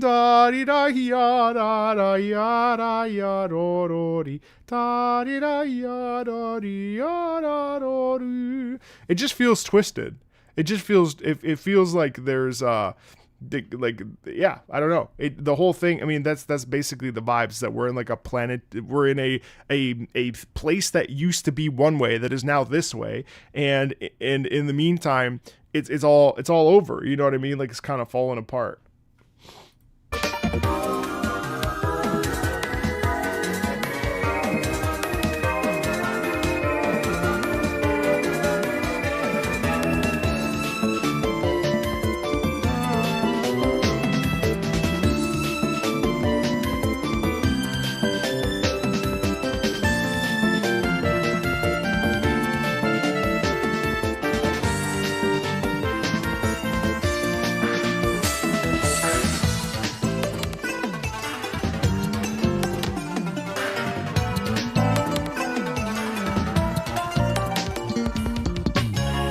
I love that bass though.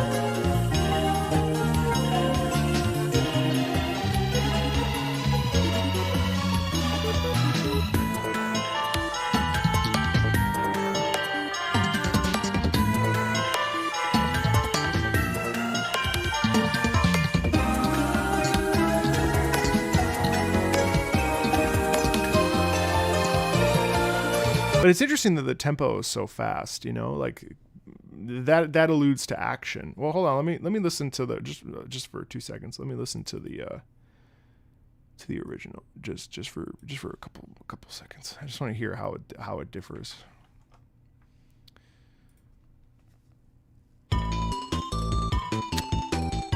Oh.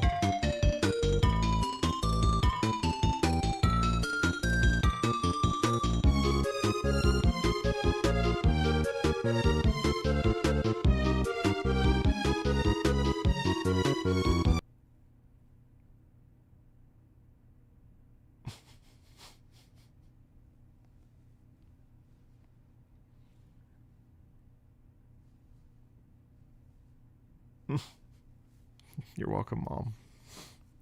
Anyway, you hear how this one is you hear how this one is oh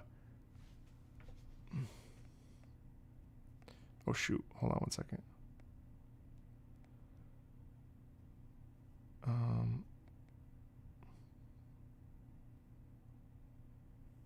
One sec.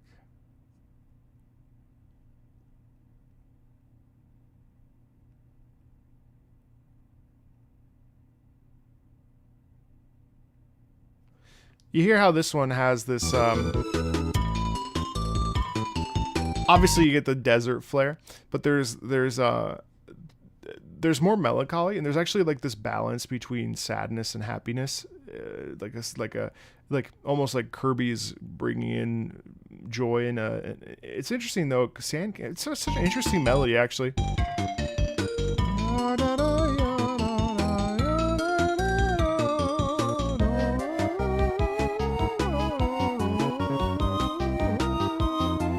So like that's like bringing peace, right? Oh, so that's pretty.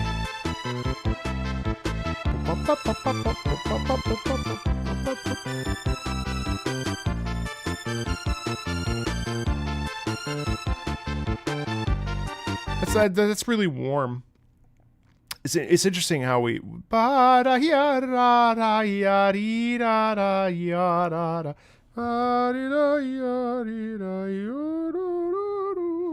nice. Yeah, I actually like the original a lot more. That's beautiful. That's on the SNES. Wow, that sounds good.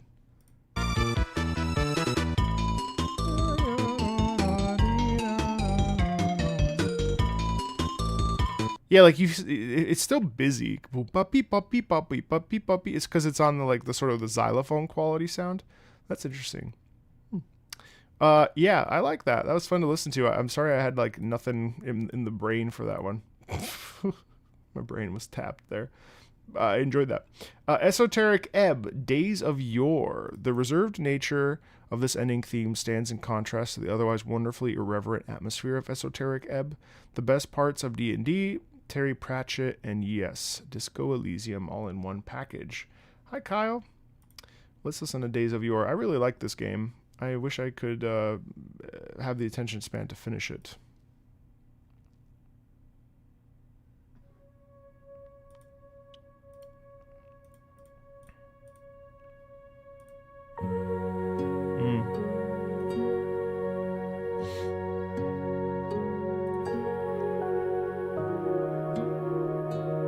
Wow.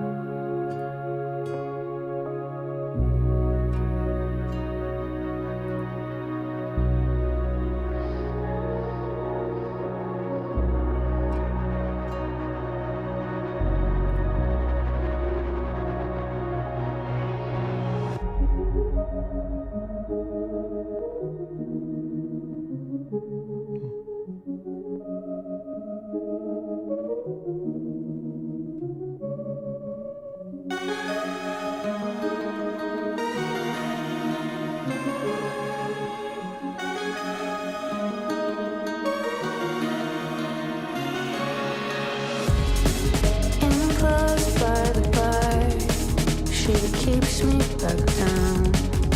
I'm landing repeat. Your strings all about. Inside is the gate, the pillar of your.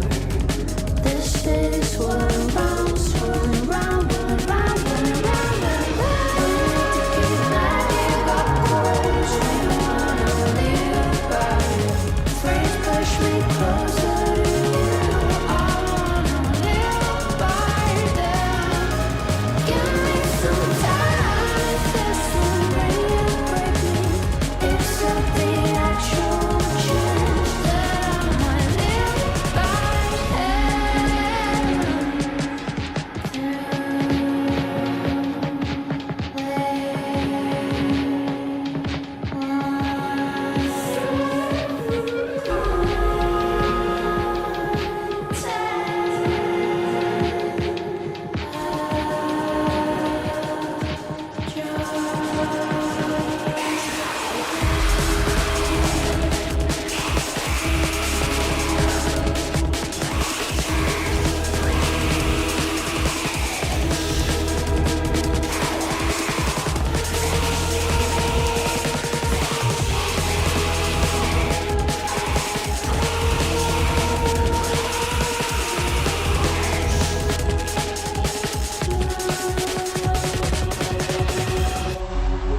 enclosed by the bar.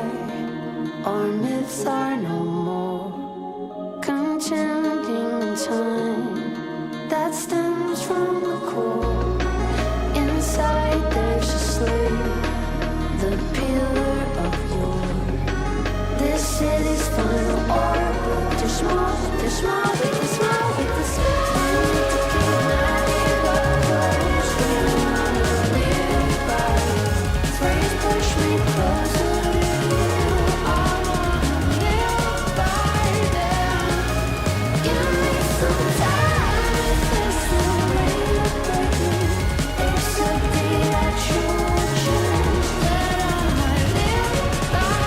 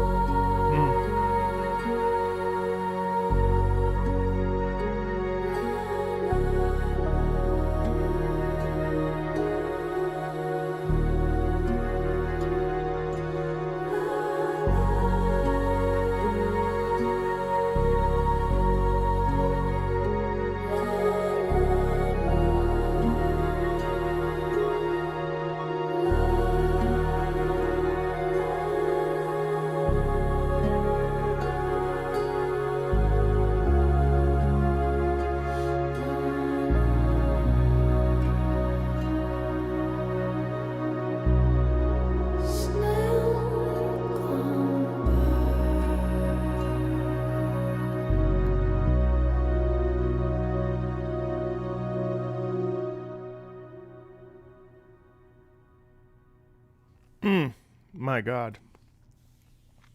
Thank you, Fjord, for taking me back to. Wow, that was amazing to me. I love indie music. Well, I guess you would call it alternate pop, like pop folk indie. This was interesting because it reminded me a lot of Sufjan Stevens and the Lumineers and Fleet Foxes and Arcade Fire. And gosh, it reminded me so much of that Arcade Fire song. I can't remember the name of it, but that was my like youth, my like high school days and into early college. But weirdly, I also got some Pink Lips out of that. I was thinking of what's it called? That song? Hey, Yoshidi, they won't believe me.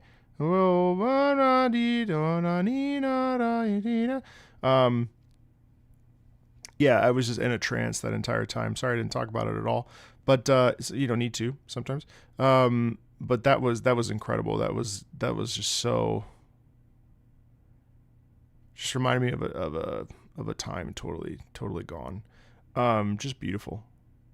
I literally got a sense memory while listening to that of being with my parents driving to Atlantic City somewhere, some beach town.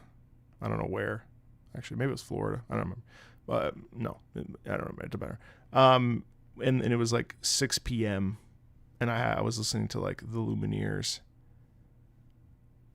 I mean, I listened to so much Sufjan Stevens when I was growing up. It reminded me so much of that. That was amazing. Oof. That was incredible. Holy good. Wow. That was great. Anyway, thank you so much for that. That's a gold star. I'd love to share that with a non-gamer. Hey guys, hope you're doing well. Welcome in, of course. Welcome in. We're moving into the more chill part of the stream. Thanks for the setup there, Fjord. Just listening to some fun tracks.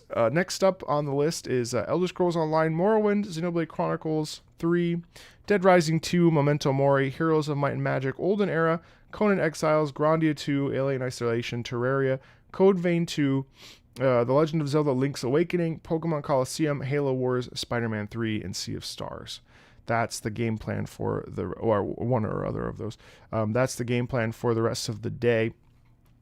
Give me 2 seconds, though. I need to go into my booth and record one line of dialogue for a thing. So just talk amongst yourselves. Give me 2 minutes.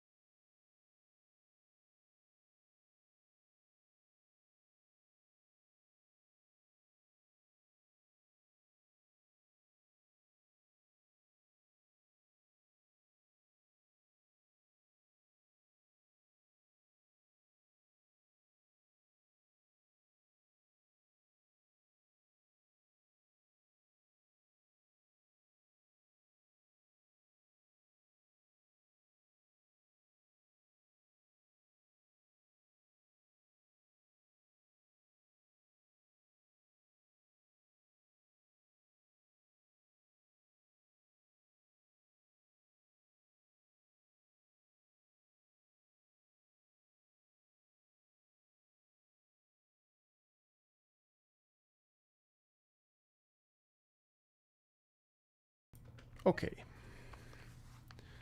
Sorry about that. Okay. Let's go over to the Elder Scrolls Online Morrowind, A Land of War and Poetry. This is what I call Nostalgia Headshot. It's the main theme for the Morrowind extension on ESO, a revisitation of the original theme with some additions. I love this version. It's so much fun.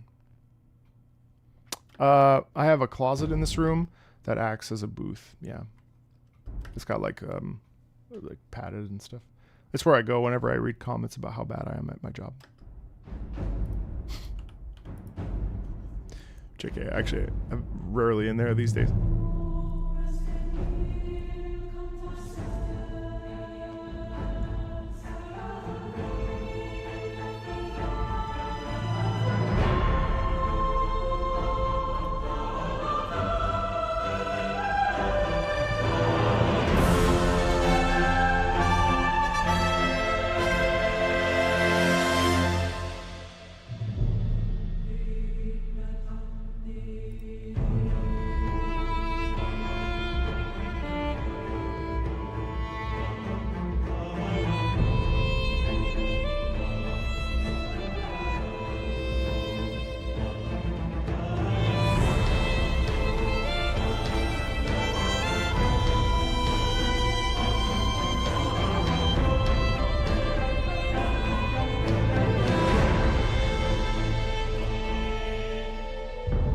God, that is so good.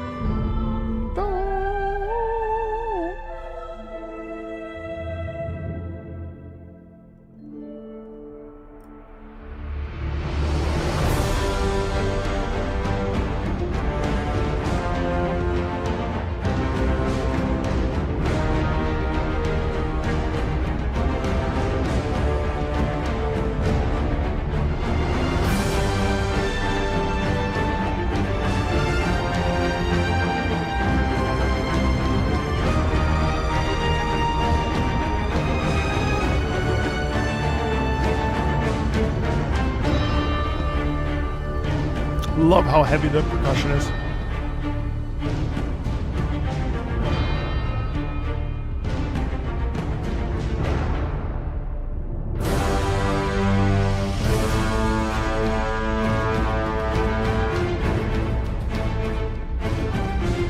I don't think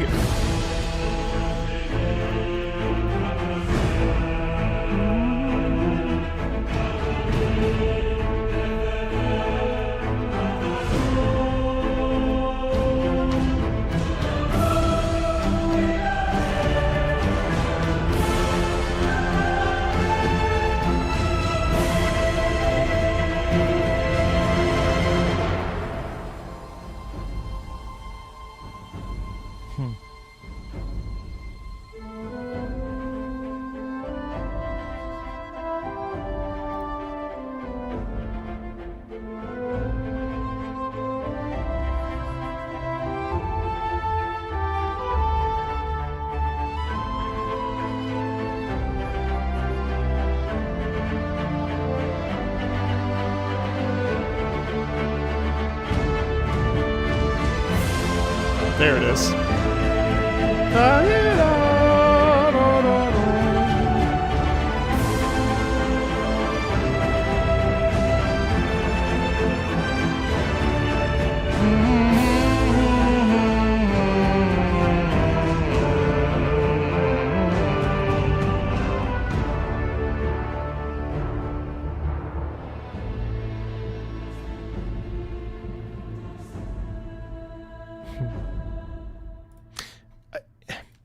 I think the embellishment of it sort of pulls away slightly, but it also, it's interesting. I really like ESO. I've got like 200 hours in ESO. It's a great, cozy, appreciate that they're making changes to the combat. I haven't played it in a minute. Every time I go to start, I always think about the fact that I have like 200 hours on my PlayStation. but then I have like 60 on my PC, and I had a lot of stuff on the play. I like made it to champion level. I forget which one, but I played it. I would go through bursts where I would play it for like 100 hours at all times, and then I would just drop it for another 100 hours. But I love the Elder Scrolls theme. I just feel like we kind of meander around but like it'd be nice to just get there. You know what I mean? But it's nice, and it does showcase how like dark and twisted Morrowind can be. Hello, I'm well. Hello, welcome in. All right, let's go to Xenoblade Chronicles 3, Shining Aspirations, Inherited Melody. This song plays to our protagonist, who is an off-seer sending on those who departed from this world, even if they were his friends or enemies. It's a very somber song.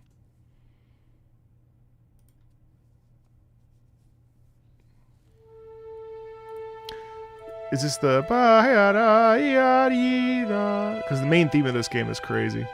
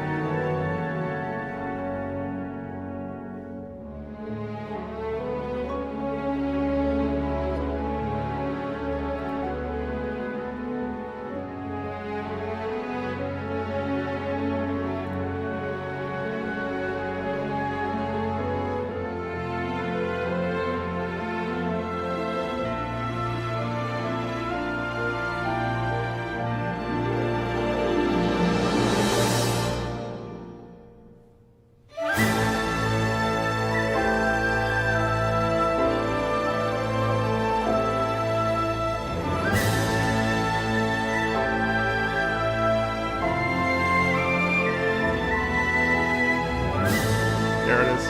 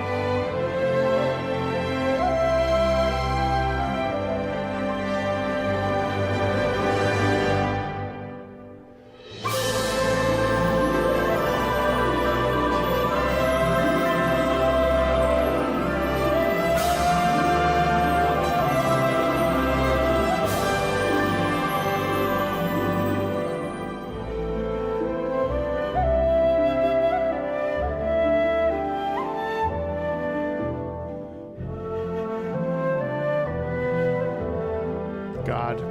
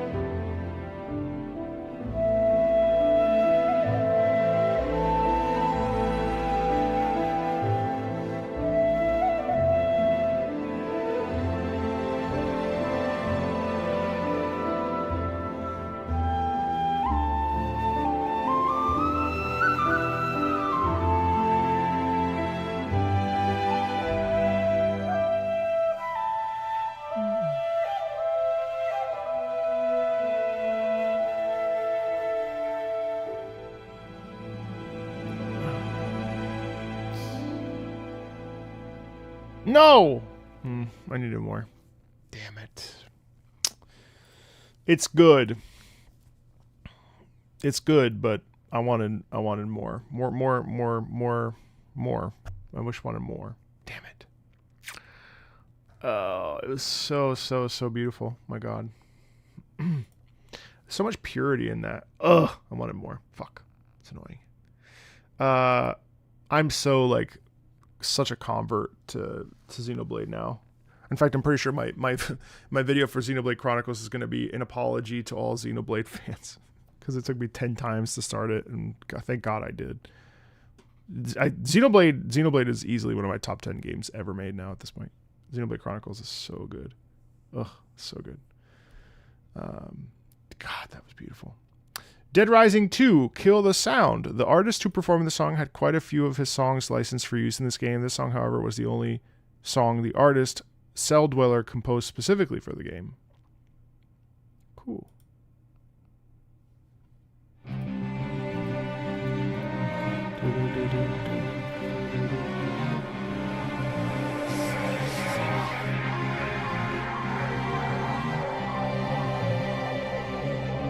I'm trying not to drown beneath the sound, but it's taking over.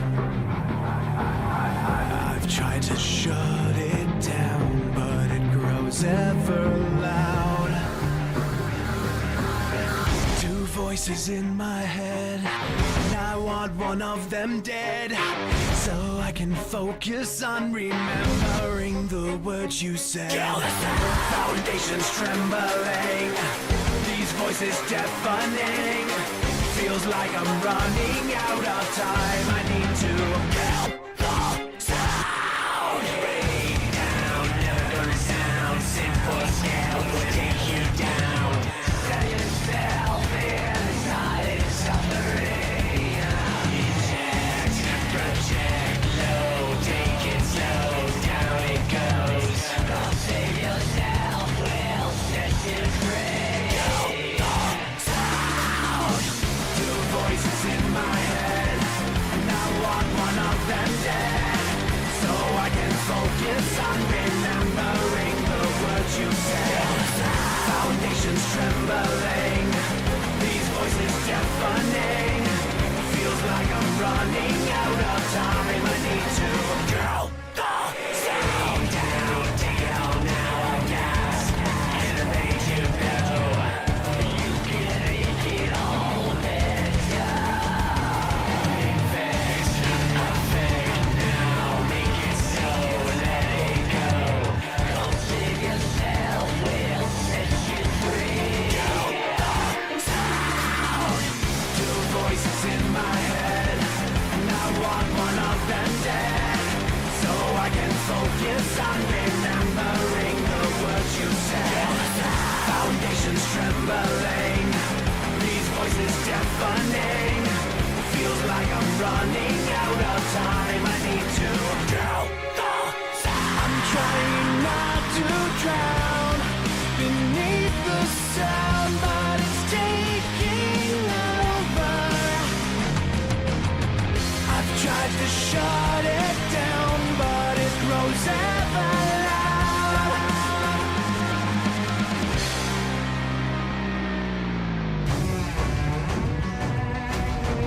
Ooh.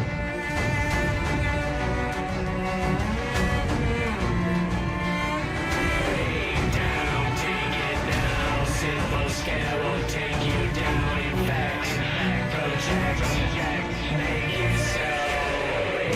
Down, take it now. Simple scale will take you down. I'm trying.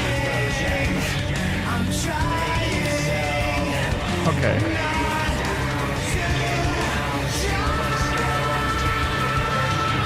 Two voices in my head, and I want one of them dead, so I can focus on remembering the words you said. Foundations trembling, these voices deafening. Feels like I'm running out of time. I need. Yeah, like I had moments where I really liked that and moments where I really didn't. I don't think I'm in between any of those. Like it was both very good and very bad to me at the same time.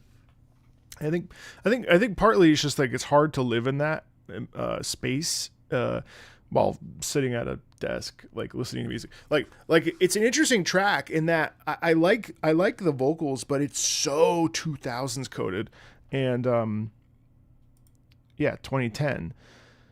And it's amazing how music has changed so much, even in terms of like in like, you know, eras, you know, like time periods. And it's good, but it's also jarring. It's just totally, yeah, exactly. It's a totally different kind of sound. And it's got like, that one's interesting because I think it's so appropriate for Dead Rising 2, but I also like it would probably be good at the gym. There were parts in the middle I really liked, but I also like some of the like bitey sort of spoken kind of things. Those didn't really register with me. Yeah, I mean it's not bad. It didn't work, but it did. I don't know. Anyway. Memento Mori asking for the moon, the Japanese version. Context is not really important here, so I'm just going to let everyone enjoy the vibes. Also, lyrics, please.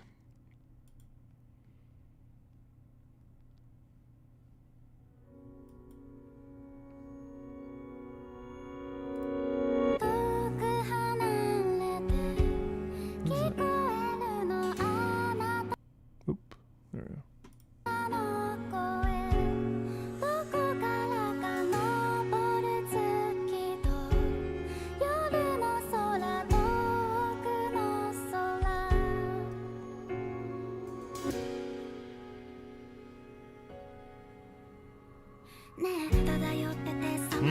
That's pretty.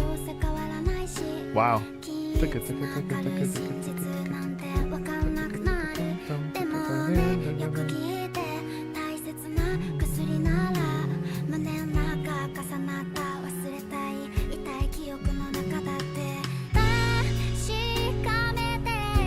That is so nice.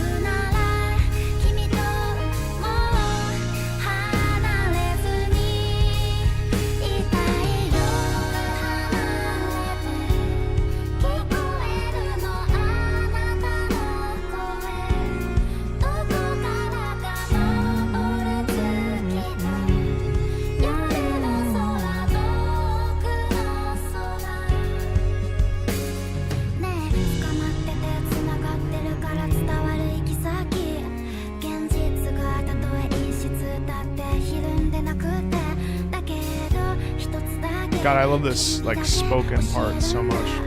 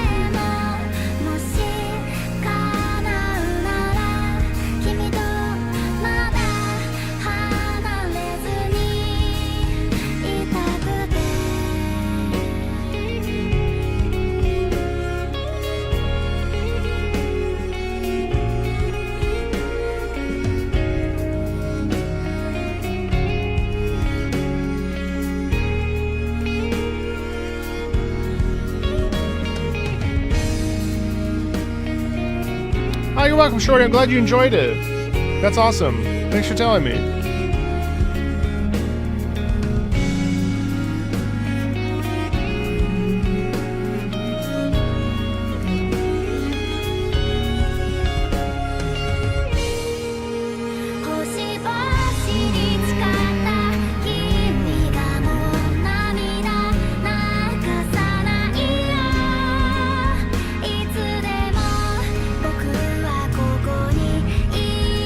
Asking for the Moon is the name of the song.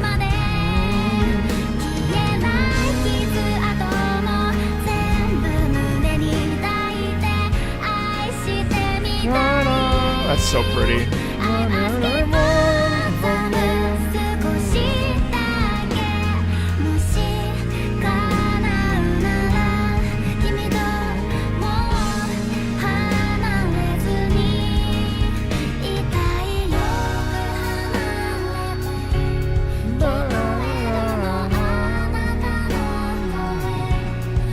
I think it probably could have been 2 minutes shorter.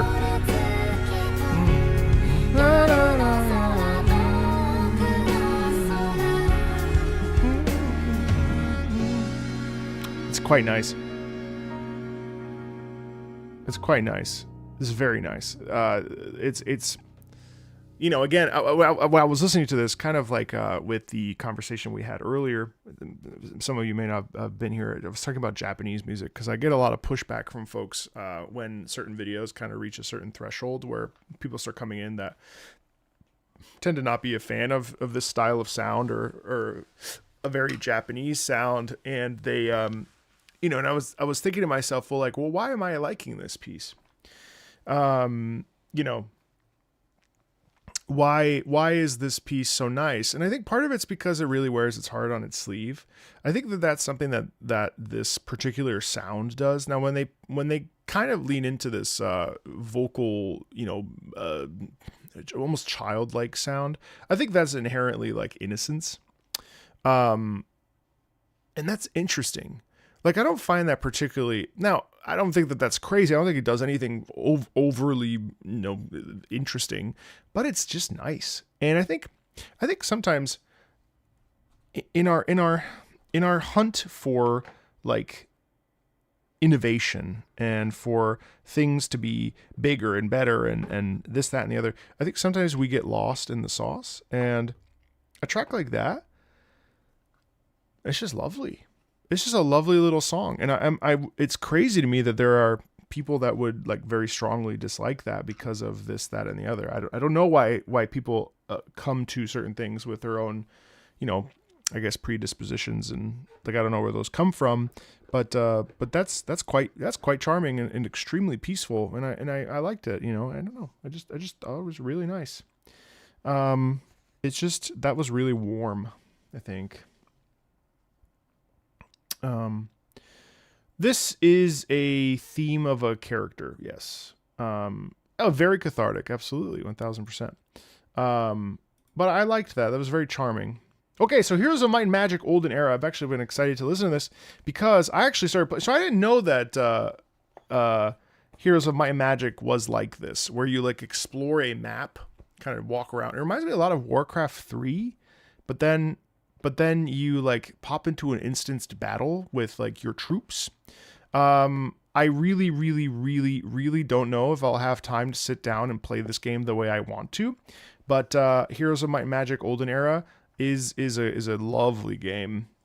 Really, really, and I think Bam actually, I don't know if you're here, but I think Bam always popping in Heroes of Might and Magic music into my streams has made me, again, exposure. Is the best way to remove prejudice, and I think I sort of was judging. I think I was judging Heroes of Might and Magic because it's just old. I mean, it's just not a game that I want to play.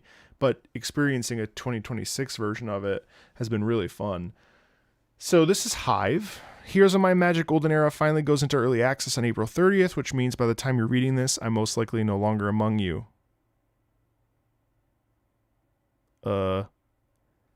Like as a patron?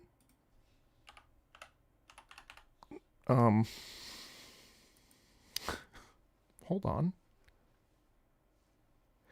I think you mean as a patron.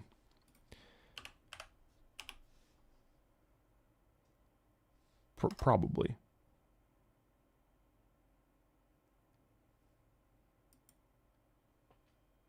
Yeah, as a... Okay. As a patron. Okay. Well, okay. All right. Weird way to word that, Bam. That is to say, playing the game all... Oh! Oh!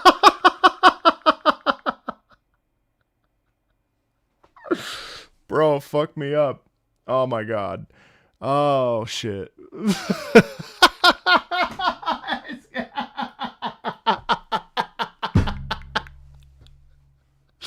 Oh my god.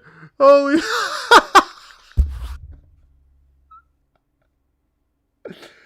Oh my god. Oh shit, that scared me. That scared me. Oh god. I was like, did this man just which means by the time you're reading this, I'm most likely no longer among you. That is to say, playing the game all day, every day to my own detriment. Okay. Oh god. I so badly think that would be a funny short. I think that might be a short. If you are a fan of turn-based strategy games like Sid Meier's Civilization, Age of Wonders, or Total War, or perhaps even turn-based RPG... Bro, you gotta stop selling me on this shit. Turn-based RPG... This, Bam is... I think Bam works for Heroes of Might and Magic. Shill! Now is a great time to partake of the underrated greatness that is Heroes of Might and Magic. No, I'm not being paid!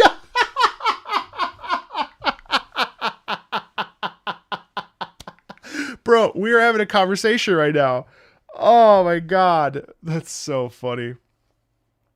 Oh, that's so funny. No, I'm not being paid to write this. I can only dream I'd get paid to talk about this on the internet, about things that I love.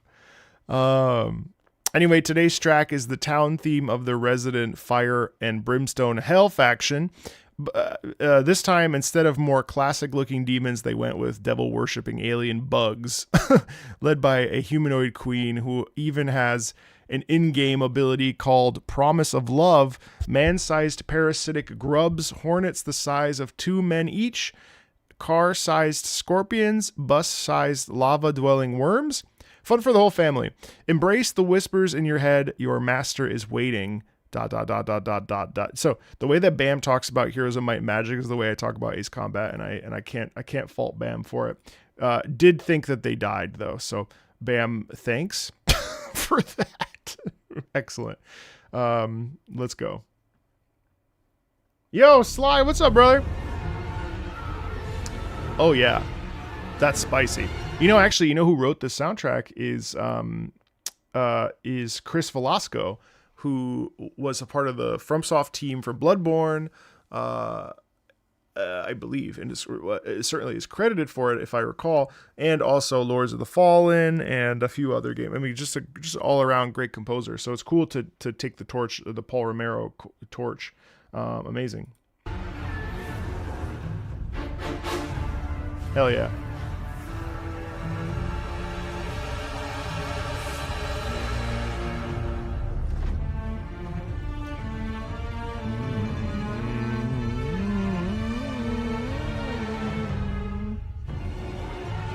Ooh.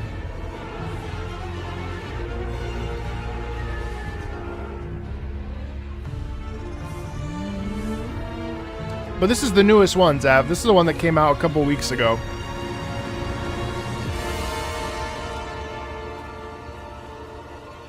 It's in early access. It's got like 3,000 very positive reviews right now. Even I like it, and you know I don't like strategy games. But the old heads are pleased, so...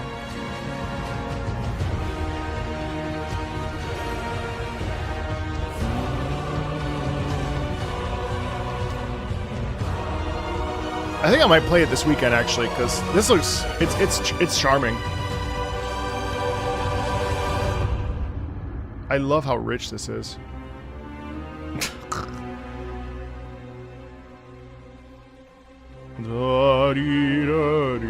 I just like that it has an open world, like a open map area, and then you just move your character to different areas. There's like this dialogue, whatever, and then you move into like an instance combat. I just didn't even. Oh yeah, the Soul Reaver OST is crazy.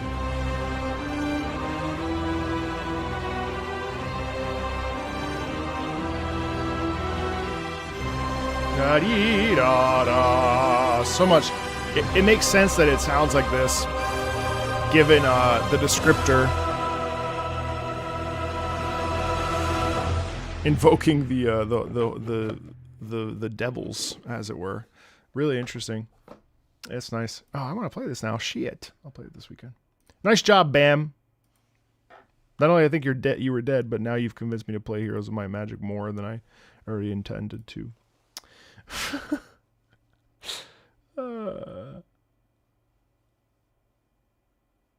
Yeah, just play it. I know, but that's my big problem with like Path of Exile, because like the map is the skill tree is so big, and they're like, you really need to play with a guide, and I'm like, well, I don't fucking want to do that. So like, well, I guess I just won't play. You know what I mean? Like, where am I supposed to put my points? I don't know. I'd rather just go play Diablo, where at least like it's like thoom thoom thoom thoom thoom. You know. Actually, I will say that the new Diablo, whatever the updates they did, I'm not in the expansion, but I'm enjoying Diablo 4 again very much, as my druid. And yes, I did buy the World of Warcraft druid skin. I know, hate me. I hate myself. Takes inspiration from the 1982 Conan movie while being new and giving the feeling of high adventure. This is Conan Exile's main theme. The other day I was, hold on,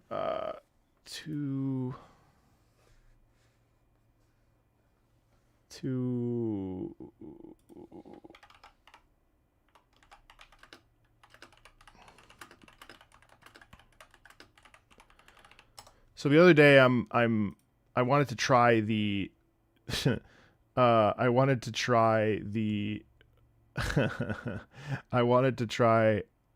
if Marco doesn't like strat games, would he play Pokemon? Pokemon is so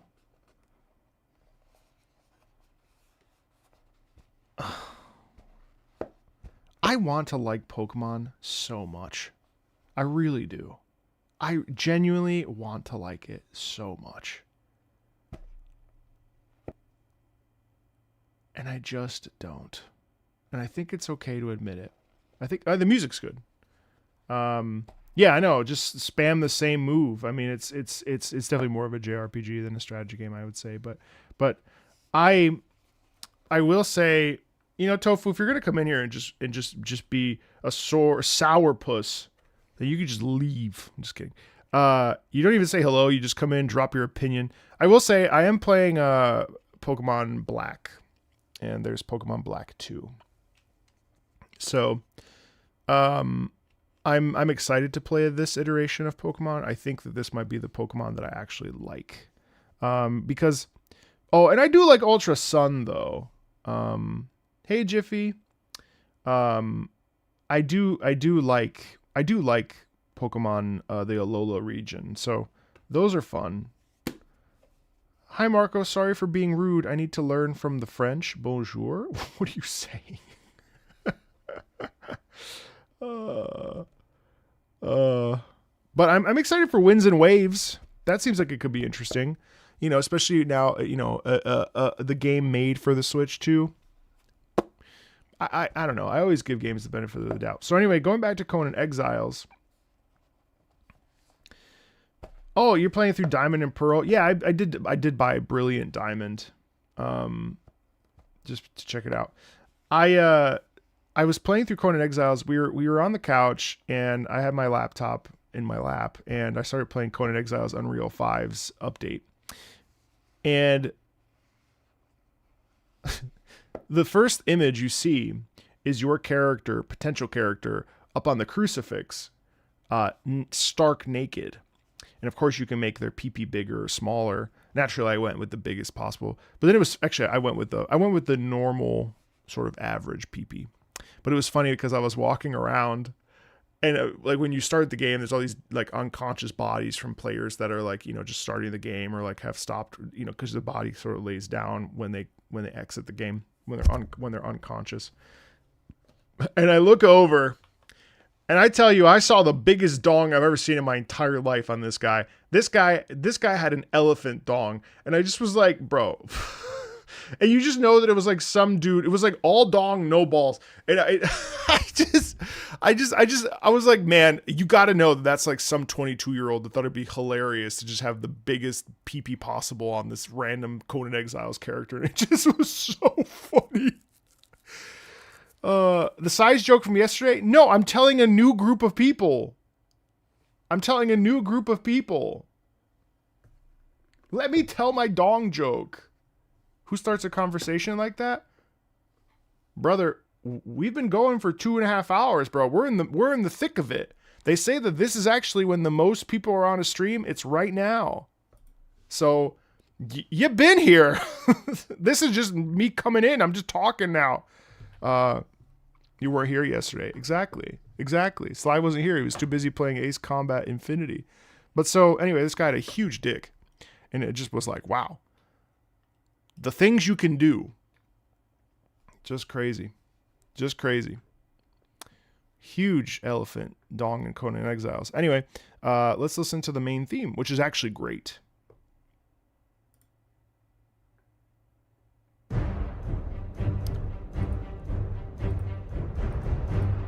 Actually, you know, funny story about Conan Exiles. You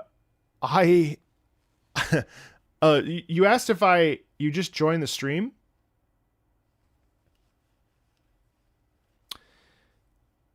Well, hello to you too. You asked if I've watched Violet Evergarden, and the answer is yes. It's on Patreon, on the Johnny Skiki tier. Anyway, Conan Exiles is a weird one. So I don't really care for survival games, but I always try them. Conan Exiles, bro. When I played Conan Exiles for the first time, I was horrible at it. I'm horrible at all survival games. I just get kind of stuck, but I love exploring them.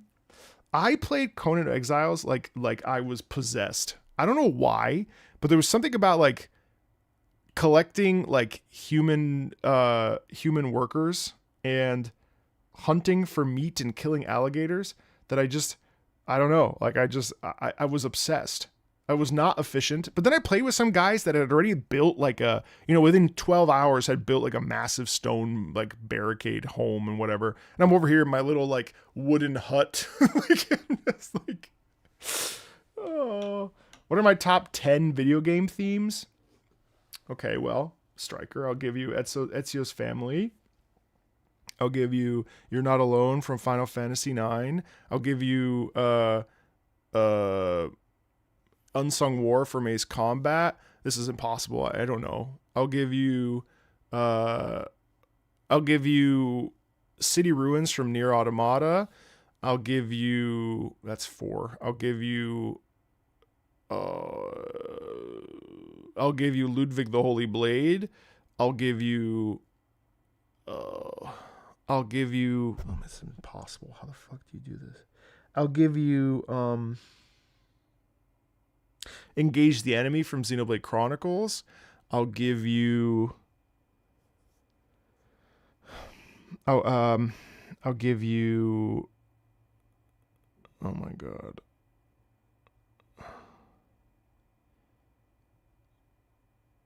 Bro, my brain. I'll give you.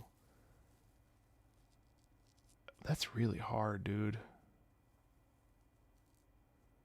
Not a lot of ZZZ. Although today I just read a comment from someone who was like, has he reacted to Banyu's theme or whatever? And I go, no, I haven't reacted to it yet. And they were like, oh, because I saw on Reddit there were comments and pictures and clips of you talking shit about ZZZ and how much you hate Hoyoverse. And I go, oh, God, that's not even true. I swear to God, man.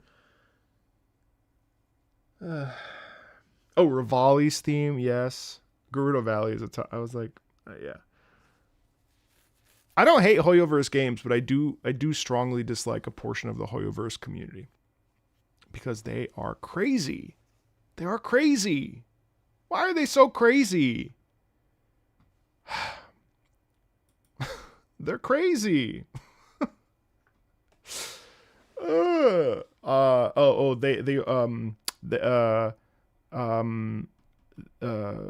the song from Warframe that I love? Oh my god. God. You know the song I love from Warframe. This Is What You Are. Let's see. God, I'm trying to think what else. It's all tribalism. It's so stupid. Oh yeah, 14.3 billion years. Man, I'm really stumped. There's so many tracks that I love that I like can't remember any of them. Oh, Silver for Monsters from The Witcher 3. I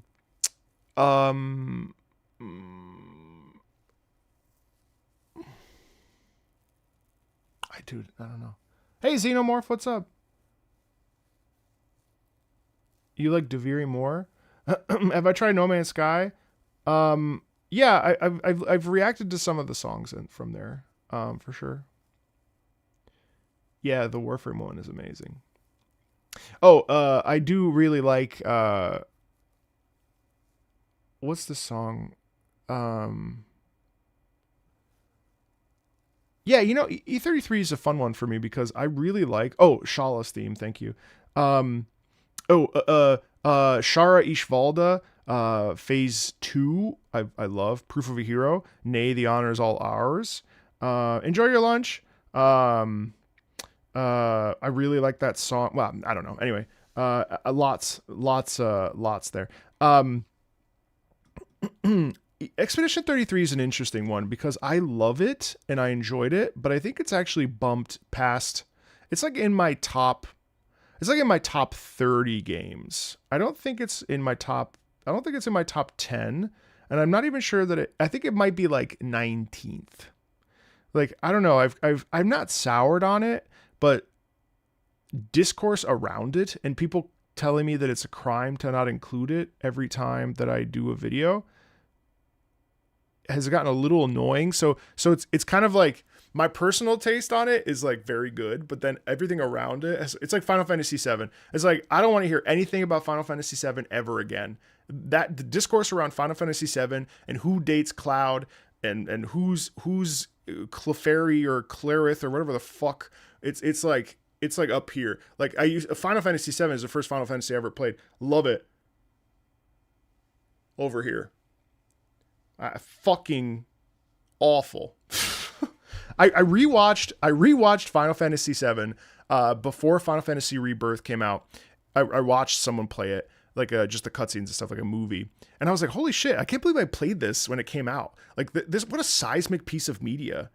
And then now I'm like, oh my god, like fuck, these fans have ruined this game. You know what I mean? Like, Flow is definitely in there, yeah. Endless Space 2's got great music. Clefairy. Well, that's what it. Clarith. Clefairy. Tifa. I really don't think it's fair for a game you like to be judged less favorably due to fan base. Yeah, but fan bases can be really loud and can get really annoying. And so it can kind of like stifle it, I think. I'm not saying I like it less. But if you were like I would never want to replay E33. Like, it was a really great, incredibly emotional experience. And then I think maybe, saturation is a funny thing. I think sometimes when something like sort of, there's a balance, right? Like, I don't know. Anyway, I have no idea. I'm just talking. I have no clue. I wish I liked Devil May Cry. I really do. To be fans exercise free will as they want. Go look at any shooter that is living hell. I'll never forget when I was playing Rainbow Six Siege and I was called a stupid idiot by literally an 18-year-old because I heard it in their voice. They were like 18 for sure. They're like, you stupid idiot. I'm like, bro, just give me a second. I don't want to. I'm trying. I don't want to peek. I'm gonna get shot, and then I got shot. Oh. You're about to approach the final boss of E33. Oh man, enjoy it. Enjoy it. Enjoy it. Anyway, Conan Exiles. Sorry, got distracted.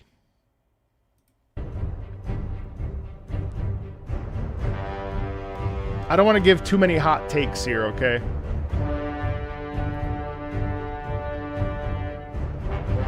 I love Rainbow Six Siege, dude. 500 hours in that game.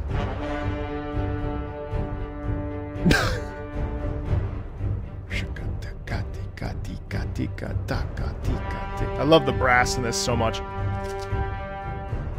I literally just listened to this the other day.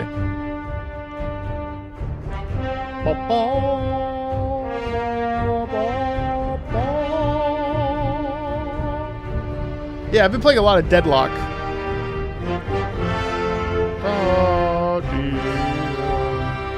There's no wave.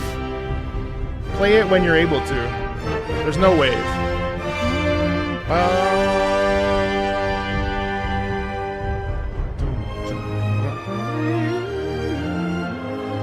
I was not good at SF6. I appreciate that you think that, though.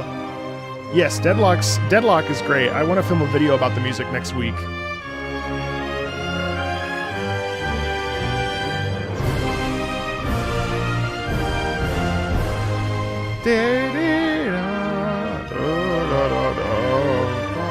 I actually love when so much use of brass in this.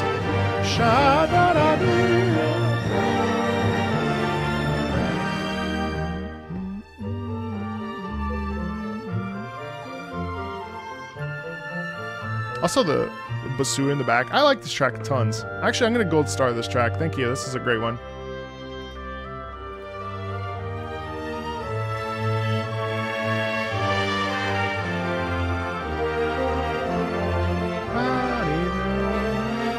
Oh, I didn't know that, Wolf.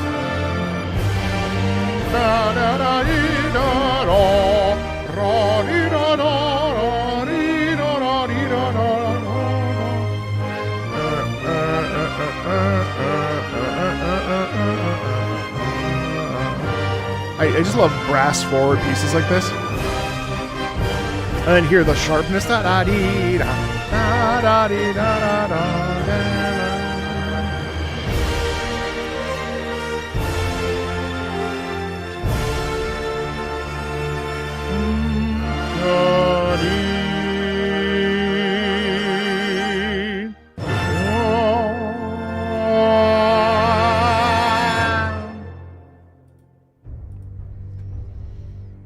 I love film scores.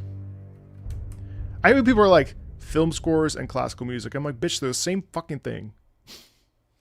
It's the same thing. I hate these like weird fucking like brackets of like... So, okay, hot take. I don't actually like the new God of War very much. So I have not played Ragnarok, nor do I want to. Which is weird. I very rarely... no worries, F. I very rarely... I always try something, but...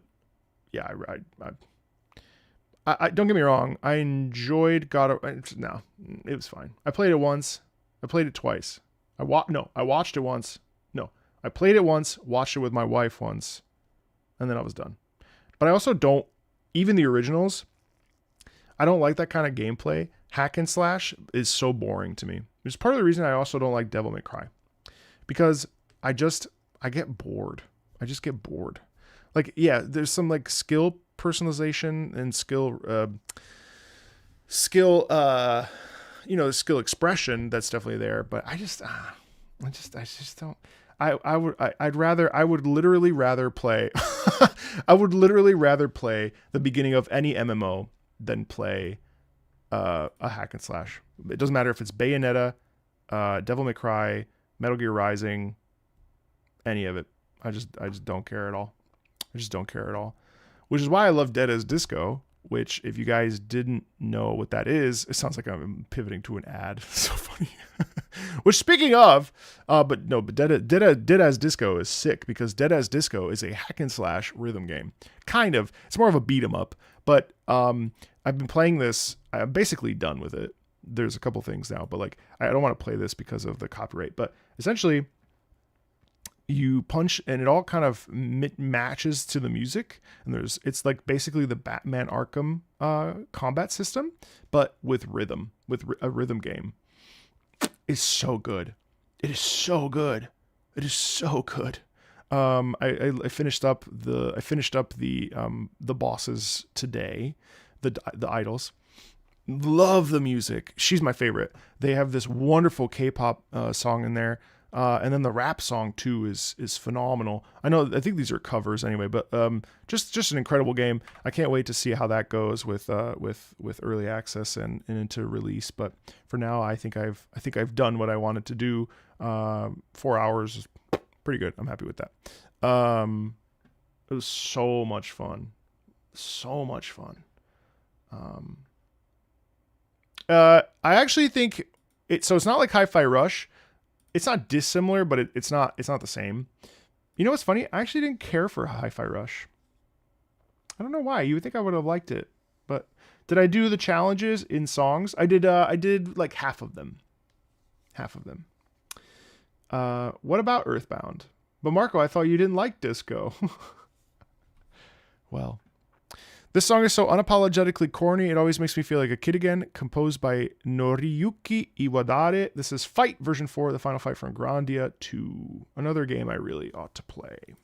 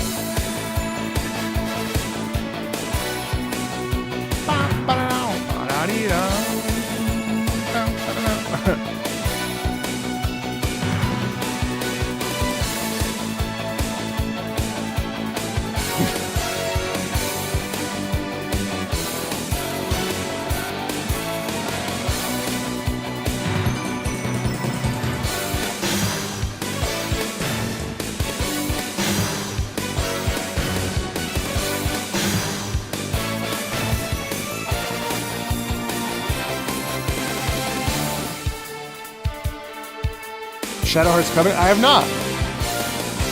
Hey Ronan, what's up? Yeah, that's so like, 90s anime coded for 1000%. It's fun.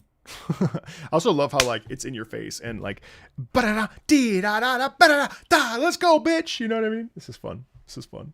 Has it Roblox? I've listened to some Doors, but that's about it.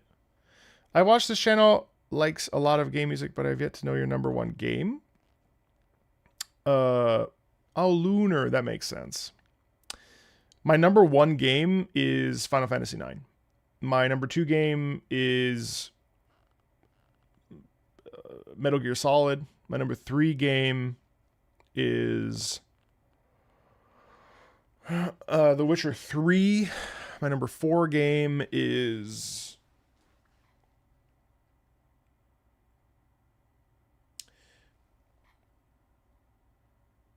my number four, Nier Automata, probably. Even though I never did like the final ending, I just love it. I love the vibes. My number five game is probably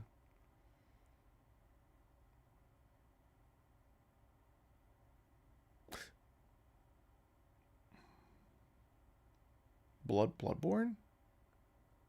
Yeah, Bloodborne. My number six game is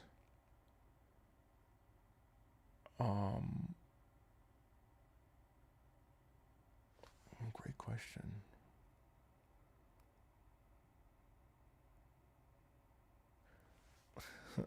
I think it might be Rainbow Six Siege. My number seven game is... What are my top 10 games? Holy shit, I don't even know. Oh, Ace Combat. I'll probably put Ace Combat 5. Ace Combat 5. Number 8 is... Not that any of this matters. My 8 is...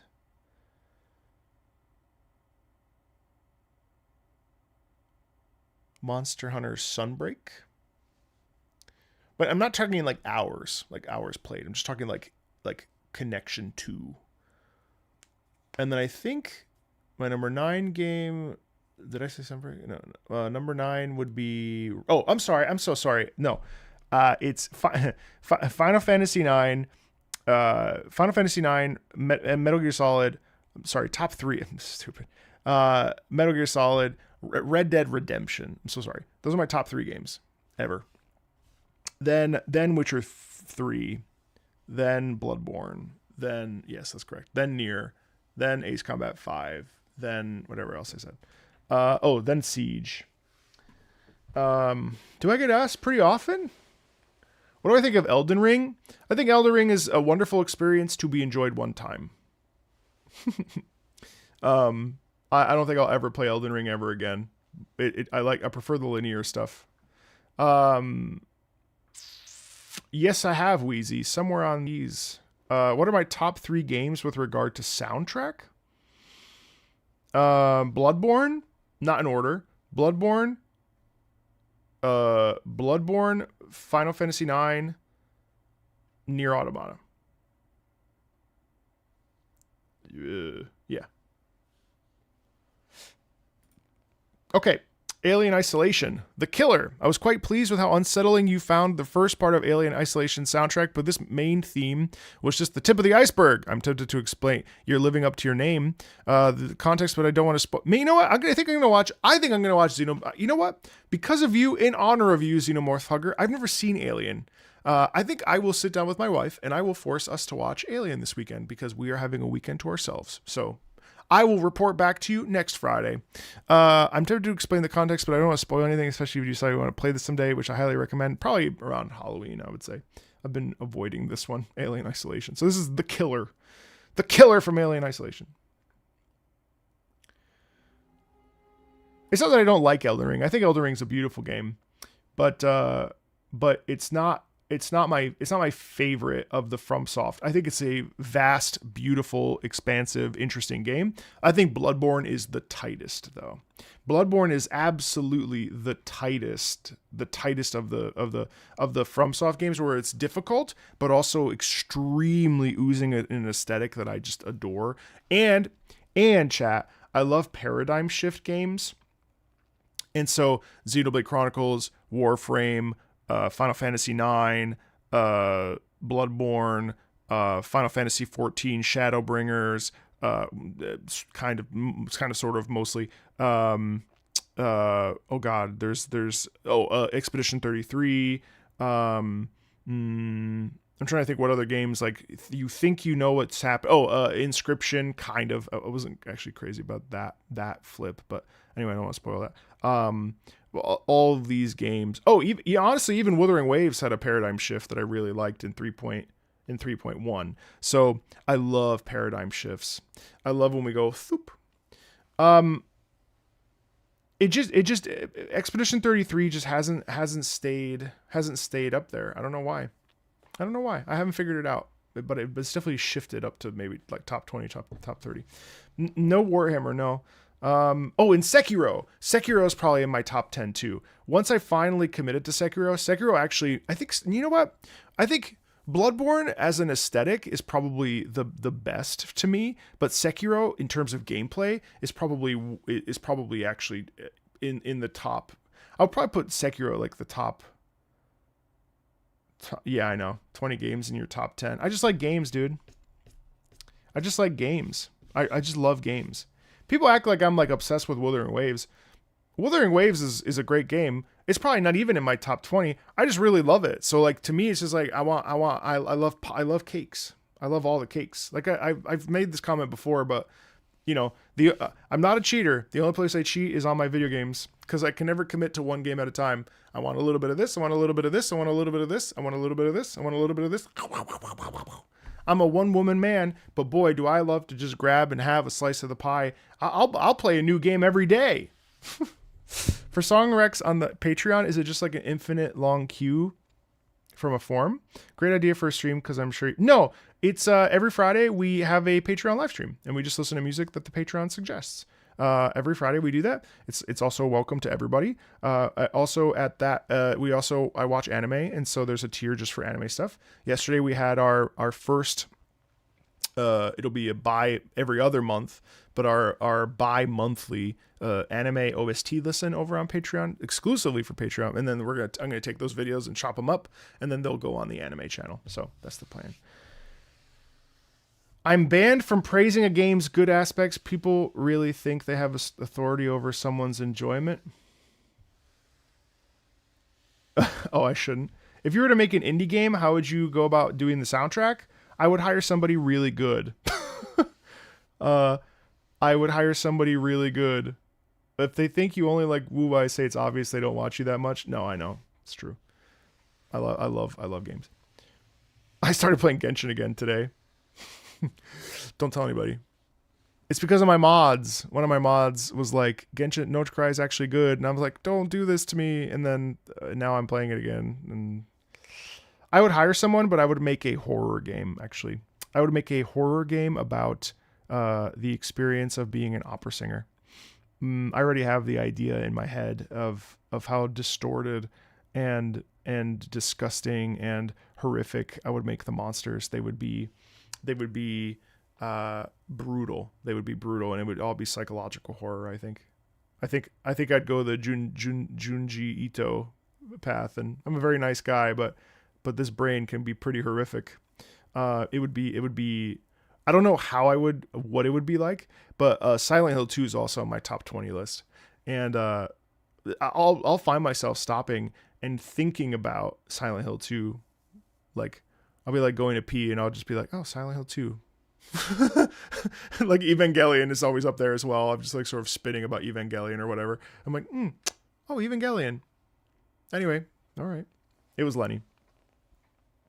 But I love, I can't wait to play, what's that one mobile game that has Yasunori Mitsuda as the composer? Fjord, you were telling me about this. What's it called? Another Eden. Yes, thank you. Yeah, I actually downloaded it because I wanted to try it, but I think I'll just wait for it to come out. Does it come out this summer? I hope so. But man, that soundtrack is the cat's ass, dude. That soundtrack is so good. People should be more open-minded. Bro. People were mad that Cyberpunk was collaborating with Wuthering Waves. And it's like, hold on now. Hold on. it's clear that they're trying something very good, and based on what I'm understanding about it, it seems like, anyway, it doesn't matter. Let's listen to The Killer. Yasunori Mitsuda is probably one of my favorite. The orchestrated Chrono Trigger stuff is just divine. Early box PC soundtrack world, like VGA? Like what? Ooh, listen to the horns in the back. Hearing you say you started, but I'm skipping the dialogue very fast. I'm not gonna lie to you. Like today, I was playing the beginning in this, like, you know, the mechanical area, and you hear like, and it's like Sandrone, it's like, she's like, well, I am so, and I just can't handle it. I can't handle how like anime, how anime Genshin's casting is. As a person who was briefly in Genshin, like it's too much. I like how WoW tends to be a more grounded anime game experience, which is why I like it. I also prefer the combat in WoW. People always act like I like have anything against Genshin. It's like MMOs. Like, no one's mad at me because I haven't played Final Fantasy 14 for a year. You know, like I played Guild Wars 2 for like 300 hours. I just took a break. I can come back anytime I want to playing a video game. It's absurd that people would pretend like you decided to say this about this. You can't play. Like, shut up. What? How? I don't think Genshin's overrated. I think Genshin's fine. But the free trial. No, more like you haven't played Final Fantasy 14. I will say Varg, Wuthering Waves does not have the Goo Goo Gaga childish voice, but I totally know what you mean. Final Fantasy 14, know that it's true, you always come back. Don't blame me, blame Dawn Trail, bro. It's not my fault. Don't blame me. like it's totally normal for people to be like, okay, I'm taking a break, or I'll finish it later, or whatever. Like, yes, I will come back. Yes, the updates to 14 look amazing, and I need to catch up. I think once we find out what the release date is for Ace Combat 8, I'll be able to literally build my schedule around it. Because once Ace Combat 8 comes out, it'll probably be like a 2-week period where I do nothing except that. There will only be videos about Ace Combat 8. Like I will be heard. The reckoning will come exclusively for Ace Combat music, and that's just the way it's going to be. I will briefly become an Ace Combat variety channel that only talks about Ace Combat for about 2 weeks, and then I'll reset. I always do this.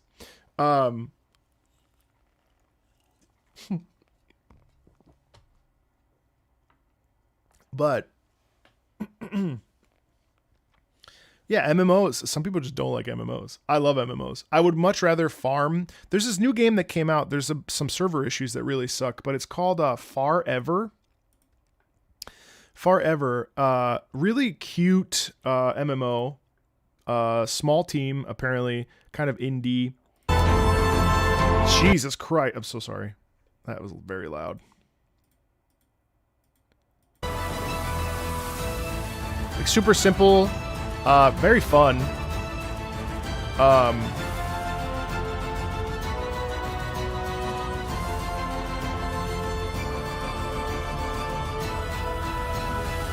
I would much rather play the beginning of this where I have to kill 8 crabs all the time than play a hack and slash. And I think I just have to own that. That's just who I am. Another really fun indie game that I was just playing recently was a Bumpy Ride. So thanks to one of my mods, Juan, for requesting this or recommending this in our staff chat. It's just divine. Through a vibrant world. Like, it shouldn't be so charming, and it just is.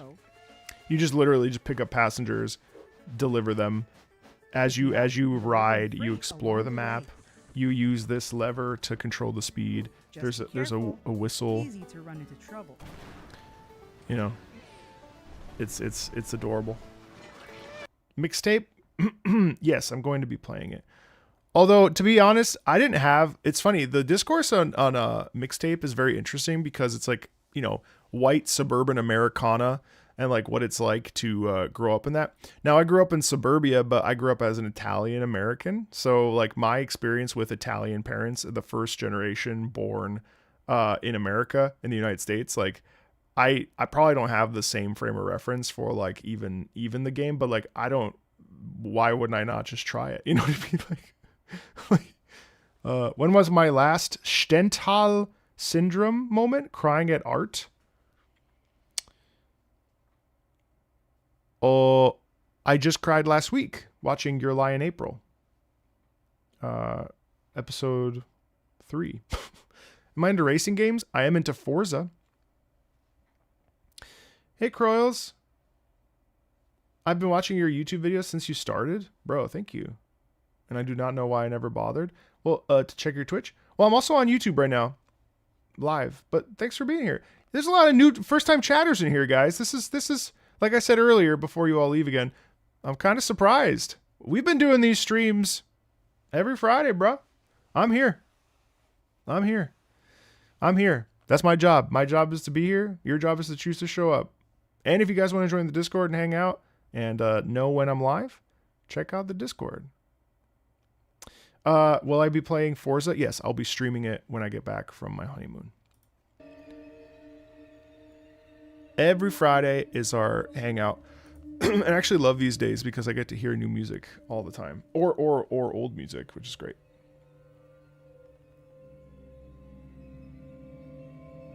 I know, right, Weiss? Vice. Time to talk about Jesus fuck! Bro.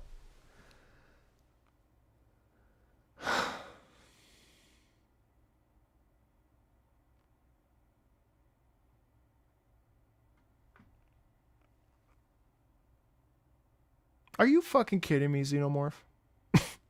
Music? Jump scare? This is bullshit. God damn it. What the fuck, bro? I'm just like sitting here talking, having a good time, and you gotta play this fuck. What's that? That's a short. 306. Thank you for the fodder. No, I will not make the penis conversation this short. I don't need people to think that about. I felt that one in my sphincter. That's funny. Oh, not me opening the stream and getting jump scared. Oh, shit.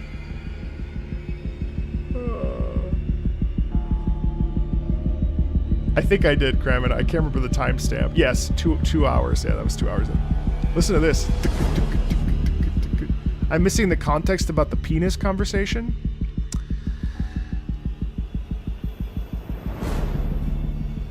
So.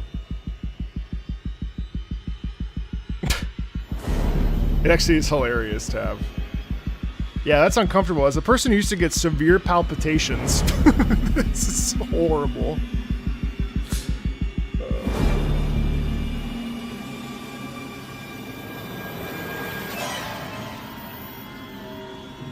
That's great. That's great horror music for sure. I should play this for a non-gamer and like see what happens. That's a gold star. Good job, Xenomorph. You scared the shit out of me. Magnum dong. This would be hilarious for a non-gamer.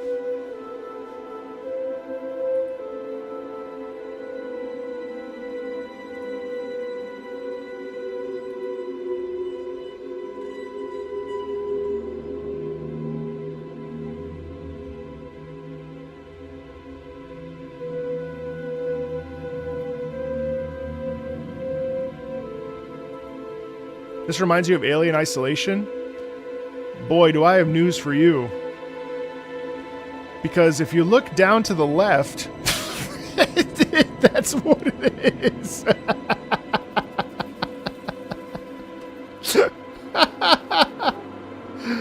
Oh, God, that's funny. If I can turn your attention... You see Order of Apollo? Wait, what? It says It says Alien Isolation.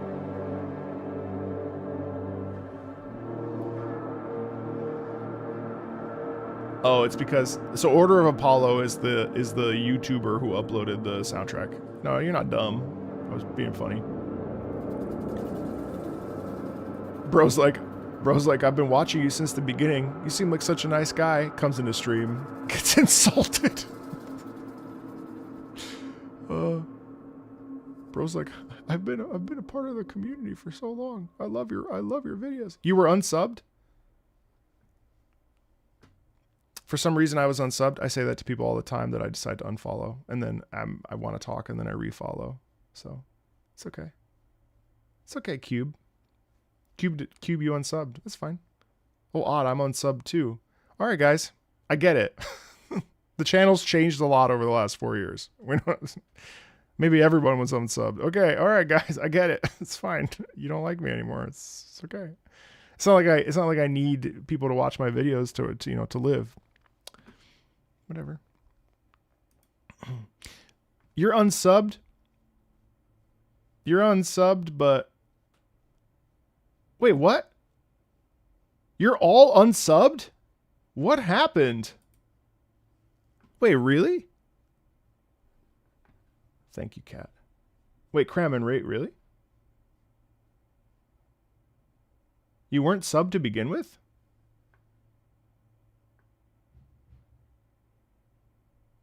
I don't talk about you. My channel's been demonetized. Don't say that. Don't say that. I'm actually going to check really fast. I was oddly unsubscribed from the YouTube channel and only... Wow, weird. I am unsubbed, said the person trying out being a...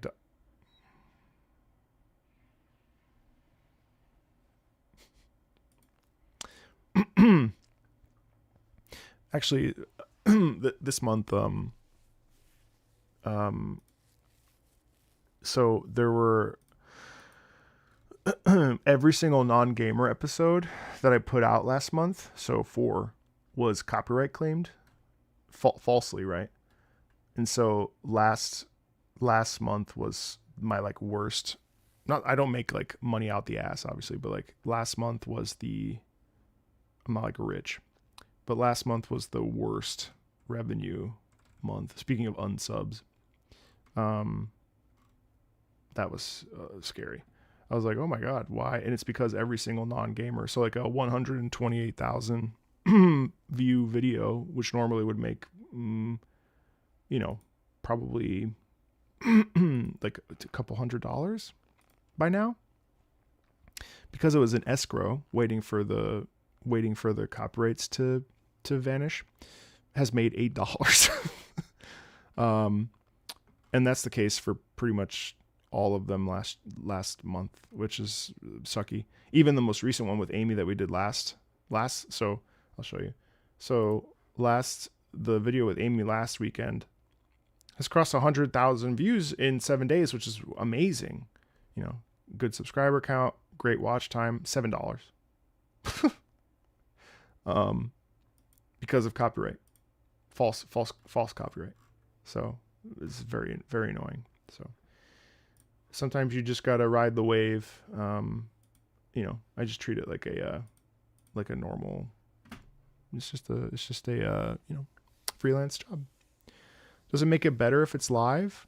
So live revenue, I will say there was like a period where I didn't stream for like a week and a half or so, but live revenues is actually nice. So for every 1,000 views, right now I'm making about $3. So if a video, live streams don't really blow up or anything, but like if a video were to get 30,000 views and people watch the whole thing, like you would theoretically, it would be like, $30. But videos are, oh God, it's low. $1.48 per 1,000 views. So if a video gets like sub 10,000 views, I make like $7.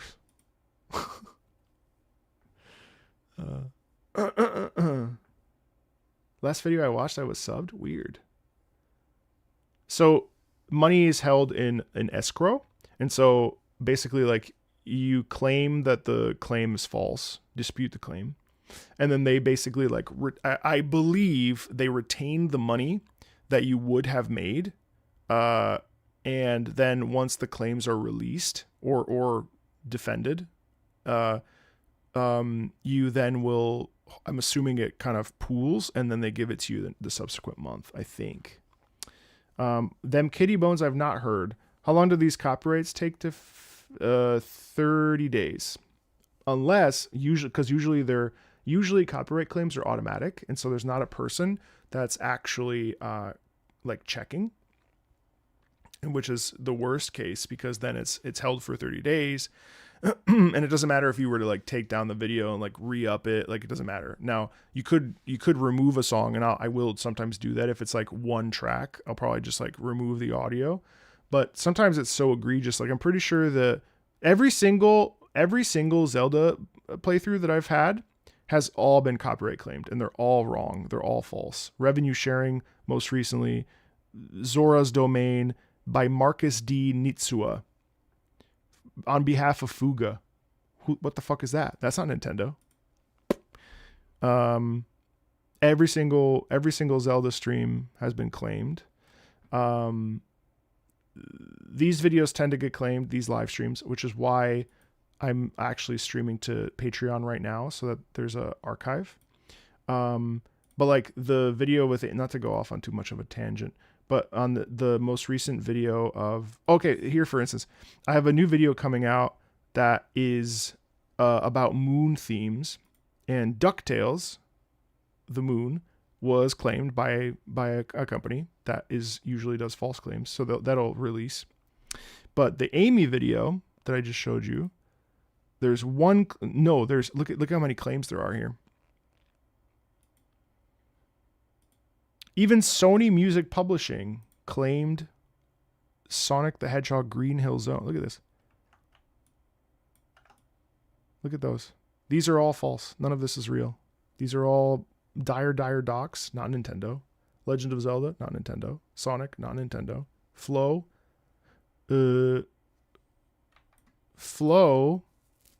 Warner Chappell, no, it's false. It's a false claim.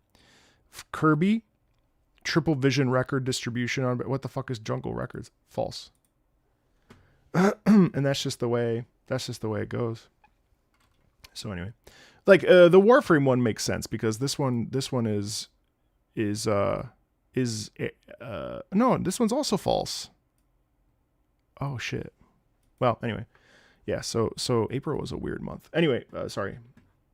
That's why the Patreon is so important, because not only does it help me pay my team, I'm not promoting it, I'm just sharing. The Patreon's important because it allows me to pay my team, which is Nathan, Bob, Raul, my thumbnail designer. And it allows, and then a little bit to me, which allows me to, like, you know, if I have a bad month, not only can I still pay people, but then I can also, like, you know, pay my rent, right? As an example. That's why I do these streams every Friday. I would love to have everyone come in and like offer their suggestions, but like I have to give something back. You know what I mean? There has to be perks, and this is just one of them. So this is Terraria, Underground Crimson, the follow-up to the Underground theme. You can hear the motif, and it's in it in such a way that it almost seems like the Crimson is eating away at the Underground. Cool. I also upload less videos now because I don't want to burn myself out, because I burnt out a little bit probably at the beginning of the year, because I pushed really hard at the end of the year. So the first like 3 months I just was kind of coasting, trying to figure out my life, and so I was a little bit cooked. And you know, it's funny, burnout is a funny thing, because people burn out every day. Like my wife burns out when she's, you know, at the end of an 8-hour workday. I think it's like a 20-year-old YouTuber thing where, like, if you burn out, it means that you just quit making videos and like no longer talk about it or whatever. Bro, are you kidding? This is the best job ever. Being burnt out just means you have to reshuffle your brain. Like I'm also prioritizing my health more. I'm going to the gym every day. Like I'm not rushing to get back in order to make a stream at whatever time. Like, you know, making less money but being healthier is a very important trade-off to me that I'm not going to replace. Like, I'm not going to work every single day and make sure that I'm jumping on every single thing. I'm not going to make exclusively gacha game content because I know people will watch that. Like, that's not what we're doing here. What I'm trying to do is trying to, like, provide thematic videos and opinion pieces and explore music. And it's not about being a theorist. It's about being a curator and an explorer of themes. Like we have a video coming out about moon themes. Who the fuck's talking about moon themes? Nobody. But like, hopefully people watch it and they're like, oh, cool, moon themes. That's really interesting. I never even thought about that. You know what I mean? Do I wish every video got 1 million views? Yeah, but they're never going to. You know why? Because it's video game music, and video game music is a niche within a niche. And that's fine. I'm having fun. You know what I mean? What a great job. Hope I get to do it for like 10 more years. You know what I mean? But how many more times can I say, you know what I mean? But you know what I mean? You burn out every day. Yeah. April 2022. Holy shit. My burnout is lasting 3 years. It happens. It happens. It sucks. Sometimes you need to... Could you tell this to my workaholic sister? No, but trust me, my mods, especially my one mod, has yelled at me pretty much for the last 3 years because I just would work myself into the bone. And you just can't do it. I see it happen all the time, even with my wife. She'll get done and she's just cooked, mentally. You just, and it's like, how do you, but there's also the opposite of burnout, which is having too much time. And that's the opposite problem, where it's like, you don't know what to do with yourself because there's almost like there's too much, there's analysis paralysis, choice paralysis, or there's just too much, there's not enough going on. And that's another really bad feeling, and trying to live within that is hard. We live in a modern world and things are not the way they were when our boomer parents were around, especially if we're, in our late 20s, early 30s, mid 30s, late 30s. Like it's all different now. And it's a really interesting phenomenon to try to like piece together. I don't know. It's tough, but you can't compare yourself to others because like, that's like such a worthless thing to do. Like you can aspire to be like others. I would love to be a millionaire. Am I? Fuck no. You know what I mean? Like, do I want to find a way to make more money? Totally. But like, I've been getting a ton of AI, music programs for sponsorships. And dude, I bet you they pay so much fucking money. I bet these AI sponsorships for like music work and stuff probably pay out the ass. Or on the flip side, I bet you they pay like shit. Because of the work required. Oftentimes I found that the more something is required of me, it usually is a lower paying gig, but the best paying gigs usually are just kind of hands off. But I bet you these AI, but anyway, I could probably make 20 grand just fucking talking about some stupid AI music program. Am I going to? No, fuck no. But like, I just think it's interesting times. See ya, Secret. No, it wasn't Suno. It's some random, bro. I don't know. I get so many. Lately, it's all like AI music apps. I don't know why. And then they follow up like 8 times. It's like, bro. Anyway. Whoa. He's like the descent of that. Can't put a price on dignity. That's true.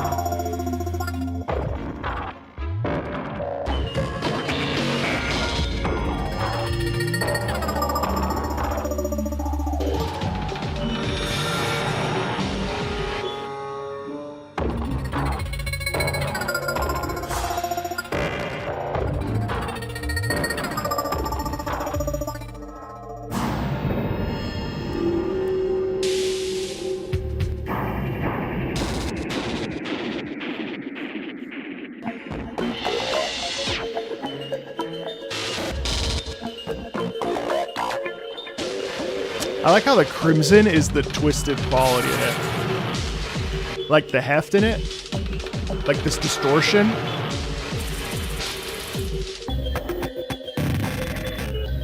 Yeah, no, it doesn't click for me either.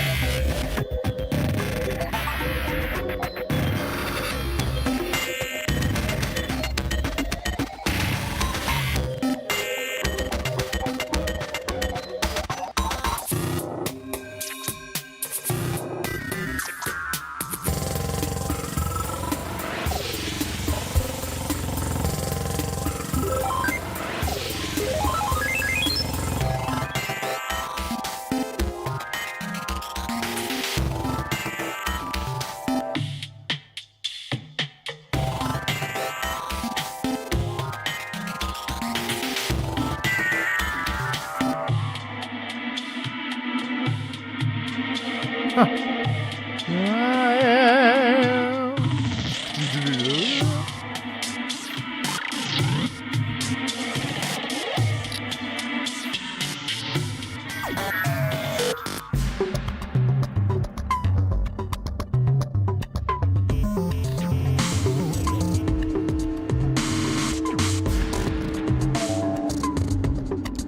kind of spicy.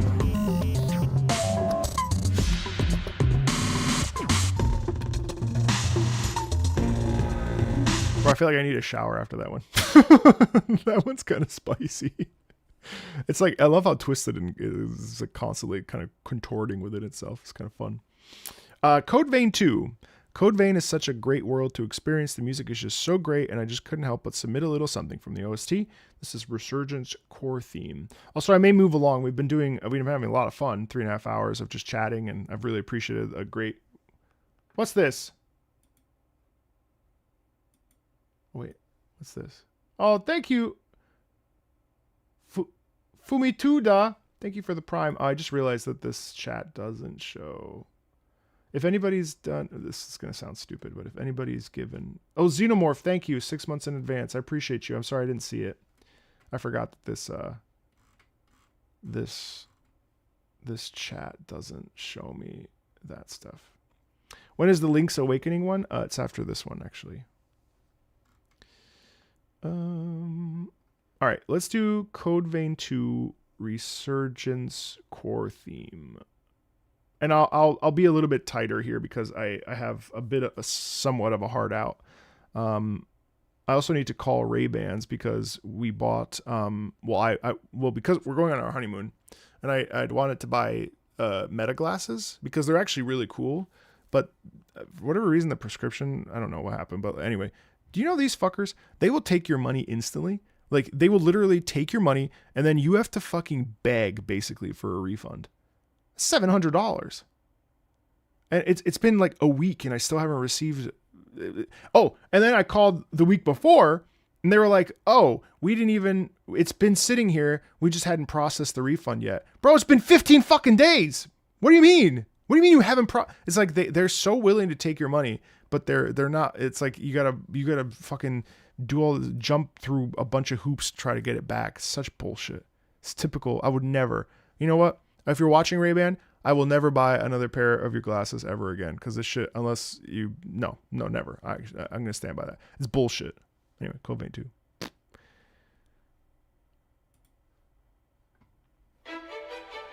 Ooh. Oh, that's nice. This is Goshina. Yeah. Gotta have the chorus in there. Ooh. Huh?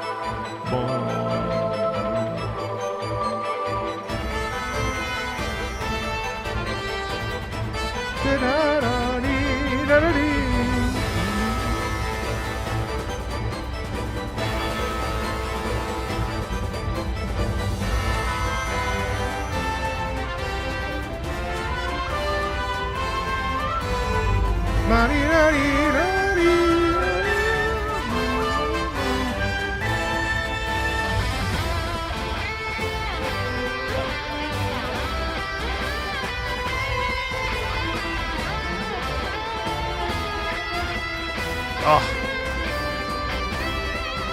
that's so fun.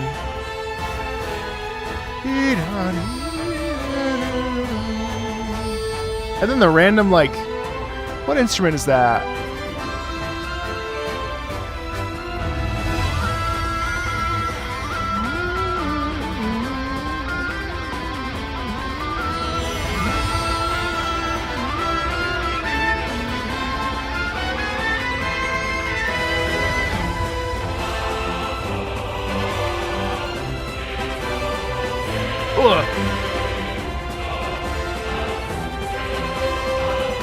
It's Demon Slayer? That's because I'm pretty sure Goshina writes for Demon Slayer.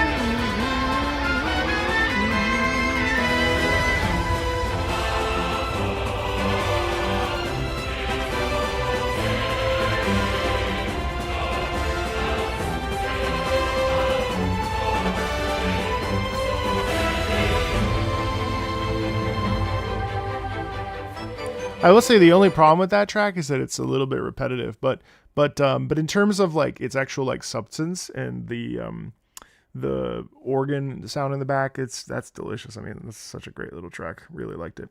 The Legend of Zelda: Link's Awakening ending staff roll. The track doesn't finish until the singing stops. Oh, I played this game. I didn't finish it. Yes, this is that song that they sing, right?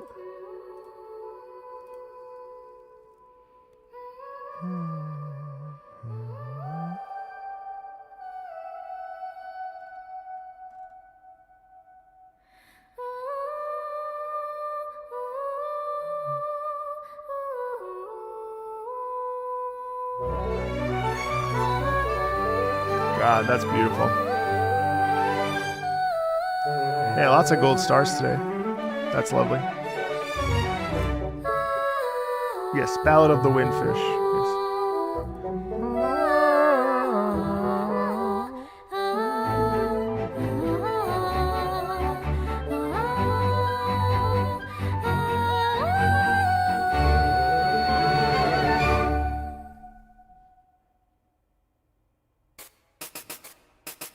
Oh?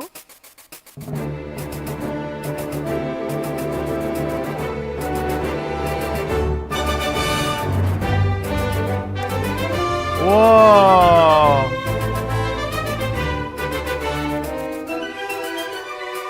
Oh.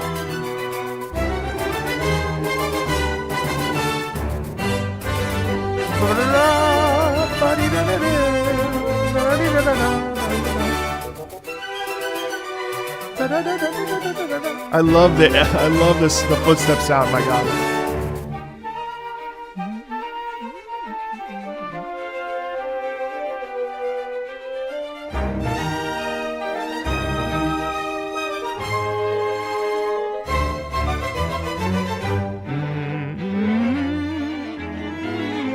It's so playful.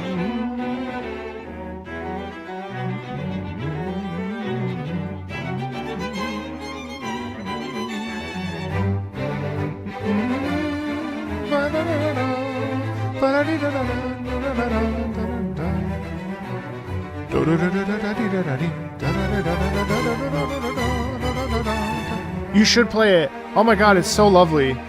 It's so lovely. Genuinely, it's like it's such a beautiful game.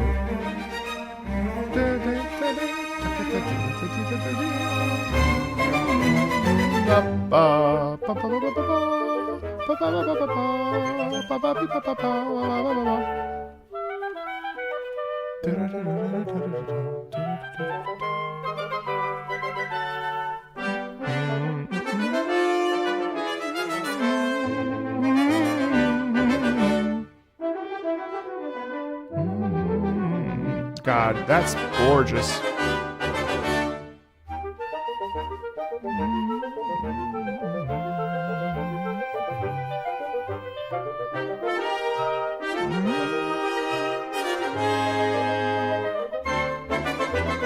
Ba-ba. Oh.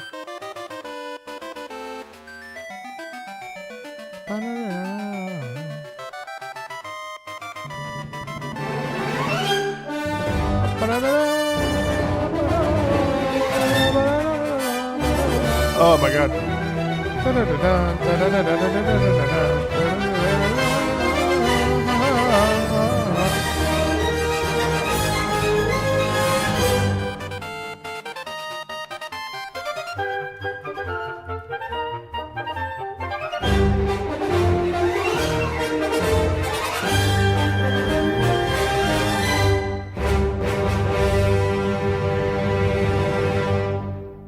Whoa. Oops.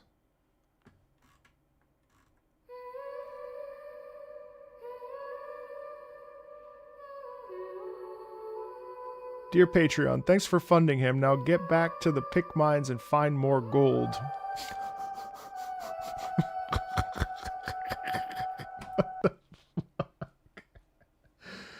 Oh my god. What the fuck does that even mean? Get in there! Go back to your jobs and let me have my fun.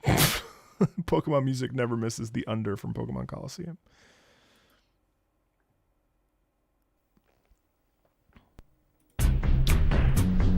What?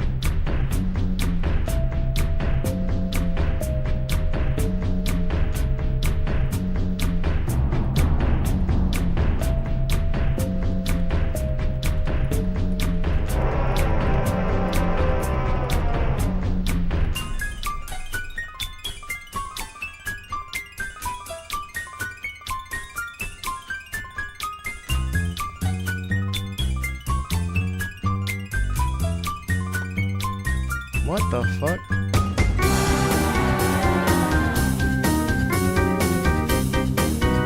That's crazy.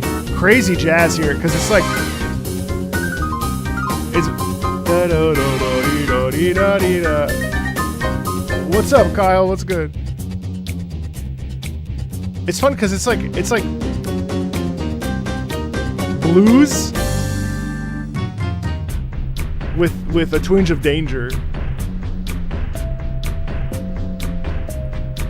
But then also mystery.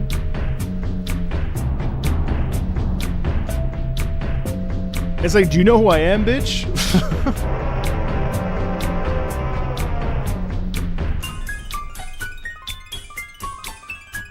Listen to that shit. That's crazy.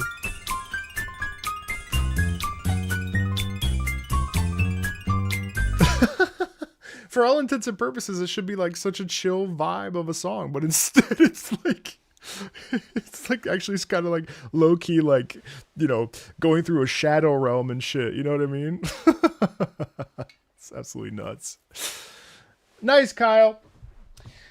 Well, Kyle, you should join over on YouTube or Twitch. You don't have to stay all by yourself over on fucking Twitter. No one else is there. Also, bro, I lived in Philly for 6 years, man. I was there when the Phillies, when the Eagles won the Super Bowl. That shit was crazy. We went to bed at 4 a.m. Just there was like a drunk person in the middle of the road. Then they all piled into. I stream on Twitter so that people know that I'm streaming in case they want to come over to YouTube or Twitch. Yeah, man, when the Eagles won the Super Bowl, that was fucking madness. Philly's crazy. Philly's one of the most fun, weird. Now, of course, I lived at the time. I lived in Center City, so it was like, you know, pretty like buttoned up brownstone life. Like, it was nothing crazy because I was at opera school there. But man, yeah, the march down Broad Street, and they were like. They were so happy that they won that they like broke the Hilton on like the right in front of the city hall. They like broke the awning, and like they were like bouncing up and down on poles and shit, like light poles. And then I don't know if they still do it, but on there's this thing called the Mummers in Philly. It's crazy. It's just a bunch of dudes like they just line up and they do a parade, and there's usually like crazy band and stuff, and they're all like wearing like they're wearing kilts. I can't remember, but the Mummers, like it's like a whole like tradition of Philly. Philly's a unique city, and the food is so good in Philly, and I miss it dearly. I'm not made for city life anymore, but I miss Philly. I lived there for 6 years, a pretty sizable amount of time actually. Yeah, it was a crazy place. Just weirdos. Just weird. I remember, I'll never forget, it was Thanksgiving and my mom and my dad had come to visit for Thanksgiving. And my mom was like, let's go for a walk. It was like 7 a.m. after the day on Black Friday. And fucking like we like turned the corner on like 18th and Samson or whatever it was. No, it was 18th and Chestnut. And there's just a dude just like taking a piss along the side of the wall. But it was like, he wasn't just like peeing, which I would have been like, wow, I mean, you know, you got to do what you got to do. This guy was like full on, like tilting from side to side. Just fucking. And I was like, Mom, let's go. Let's go this way. Just crazy ass Philly, man. Crazy's crazy. Philly's crazy. I mean, that's probably any big city, but like Philly's small. Like the thing I loved about Philly is that you would go on the train, you'd go to Penn Station, what's it called? Central Station. I forget. I can't remember any of the names anymore. You would go to New York City, and New York City's huge, you know, colossal, giant parking, giant sidewalk. The street's huge. There's a bunch of people. You go back to Philly. I know Penn Station's in New York. Yeah, I know. I'm thinking of, I can't, God, wow, I can't remember the name. But then you go to, yeah, what's up, Kyle? Then, oh, that's right. Penn Station. We have Penn Station in Philly too. Then you go to, you get off the train in Philly, and the streets are really narrow and small, and it's really nice because it's got like a European, you know, old school sort of European city. I would say Philly feels to me, especially Center City, definitely feels like more of a European city than it does. Yeah, Boston's great though. Pittsburgh, I haven't spent enough time in. I've enjoyed the times that I've gone to Boston though. But anyway, yeah, man, I miss Philly very much. Philly was great. All right. That was a gold star there. Mog Taki, or well, yeah, Hylian. And then I think Pokemon Coliseum is pretty interesting too. I think I'm going to star that one as well. Nice job. Let's check out Insignificantia from Halo Wars. Oh yeah. So we're listening to 2 songs. That's right. This is the OST from Halo Wars. Pretty relaxing and vibey overall. And this track is especially one of my favorites. All the Halo fans can finally stop yelling at me. Village Bridge song, that's really cool. Okay, cool. If you talk to the old men in the town, hey, old men, old women, I'll talk to all of them. Just kidding. Halo Wars, I can hear the Halo fans screaming already. That's not a real Halo. The only Halo I like is Halo 2. Why didn't you play Halo 2, bitch? This video sucks.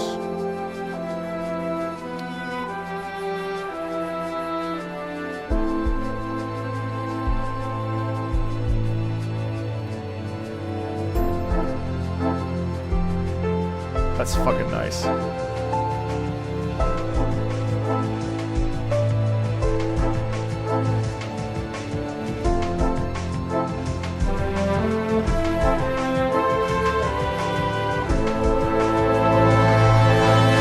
Wind ensemble?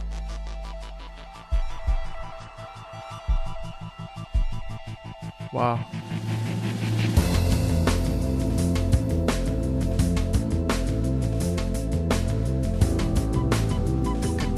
Did you see the price increase on the Nintendo Switch September 1st? Up $50 from $449 to, well, Switch 2, excuse me, $449 to $499.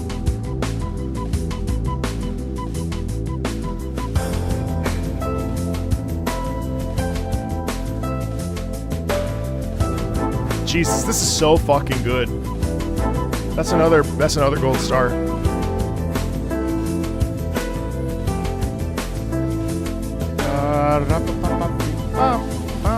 That wind ensemble just hits. That's really satisfying because it has a mix of tension in it, a little bit of fusion and stuff.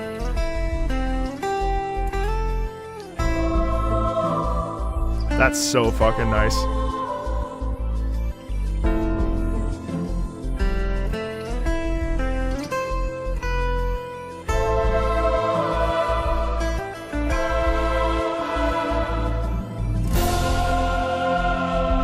Wow.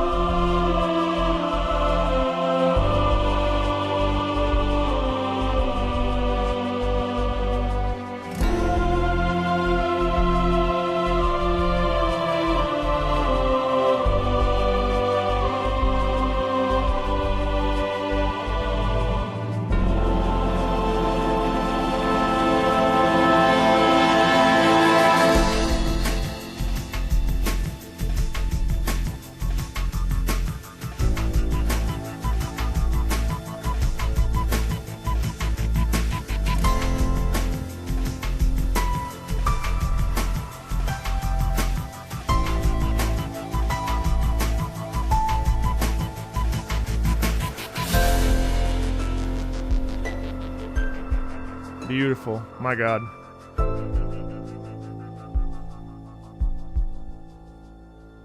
Do I know Golden Sun? I know what it is.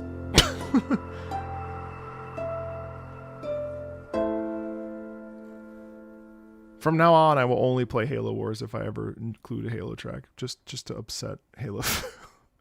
I'm telling you, man, it doesn't matter what it is. Every single video, if there isn't a Halo song included, that is the worst video that any Halo fan has ever watched. It's crazy. There's two excellent comments that I recently got. Let's see. I even took screenshots of them because they were so ridiculous. This one was funny. This one's definitely like a sub 20-year-old. Where the fuck is Halo? This video is trash. Oh my God, that's so fucking funny. And then there was another one from a couple weeks ago. I think it was earlier in the week. This one was funny too. This one was funny. Where is it? Oh, no. Where is it? Video's trash. Shit. There was another one. Oh no, I didn't take a screenshot of it, but it was like, I can't believe you didn't include Halo. This video is preposterous. Something crazy. Like, this is criminal. I don't know. I'm always a criminal to Halo fan. This is criminal. You should be in jail. Shit like that. I don't know. It's always Halo. I don't know why. City number 4 from Spider-Man 3. I could not find an upload of this particular track on YouTube, so I gave you a link to my own unlisted upload. I remember playing this game as a kid, and although this game itself wasn't anything too memorable, this track in particular still stuck with me for some reason. It is one of the several city themes that plays during the overworld exploration. This is an original composition done by Tobias Enhus, not to be confused with Anhus. And the overall OST of this game sounds very Raimi-like and feels reminiscent to the soundtracks from those movies. I also realized that there are 2 different versions of this game between the Xbox 360, PS3, and the Wii PS2, but the one I played was on the Wii, and I think this track only plays on the Wii PS2 versions for some weird reason. Okay, why?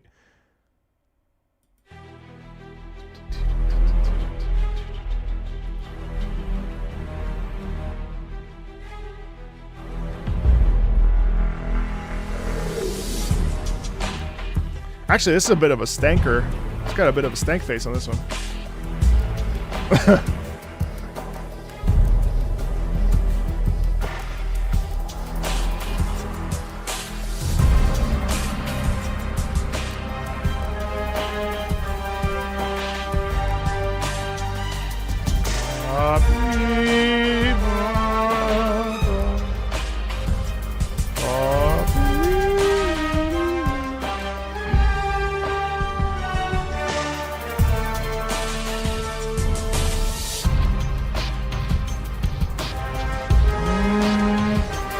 Man, there's been a lot of brass today.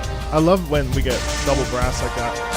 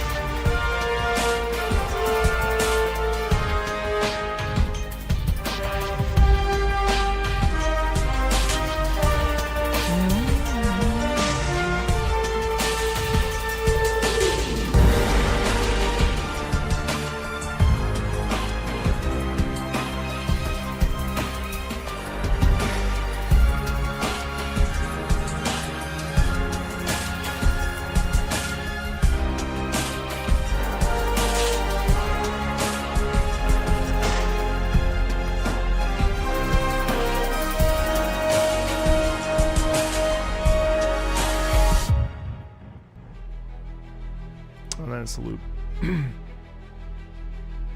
Yeah, that's fun. That has some real nice momentum to it. I really enjoyed that. Because you get the heroic vibe, but you also get just like there's like an ever-present feeling. I mean, it's a city theme, right? So the idea is that like this city is like super fucked up, and like you need the help of Spider-Man in order to like recover. But also Spider-Man is not just, you know, is not like Batman. He's not like Superman. He's got a little bit of an edge to him sometimes. In Spider-Man 3 especially, because of the symbiote. So, which by the way, that's, if I were to pick a superhero that I love the most, it would definitely be Spider-Man. And Spider-Man's villains are probably my favorites in comics, I would say. I'm crazy for Venom and the symbiotes. Man, the original Spider-Man game on the PS1 was just one of my favorite games at that time. I just loved it. I loved it so much. The animated series, God, I've watched it so many times. You like him because he's poor. It's realistic, but yeah, I really love the sort of darkness in this color in this character, which is really cool. All right, Sea of Stars, which I actually just picked up on my iPad. I'd like to play it. Encounter Elite boss theme, a spiritual successor to Chrono Trigger. Oh, but actually, including several guest tracks from CT composers Yasunori Mitsuda. That's right. On many shortlists for GOTY 2023. Oh yeah, Terra. I know Terra.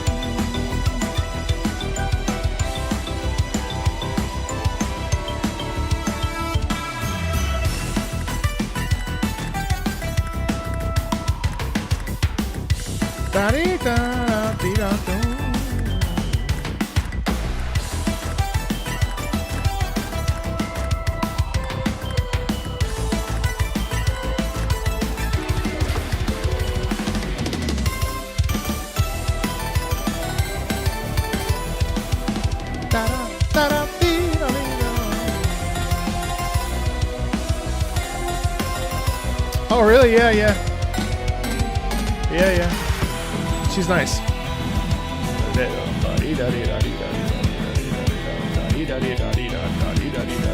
I'm happy for her channel success. I love the what do we sort of like the malady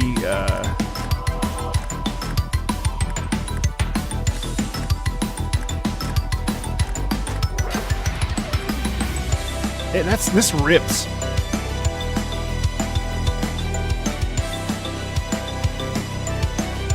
I guess Glockenspiel. I don't think so though.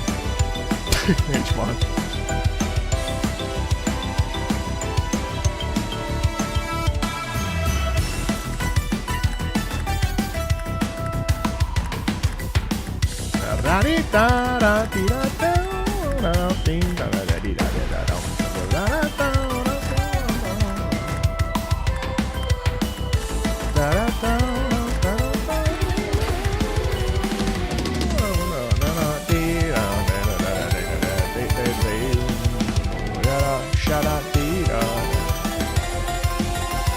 Yeah, I mean, the amazing thing about JRPG tracks to me is that battle themes, even like elite battle themes or like serious battle themes, always have this like feeling of like you can do anything you set your mind to, and can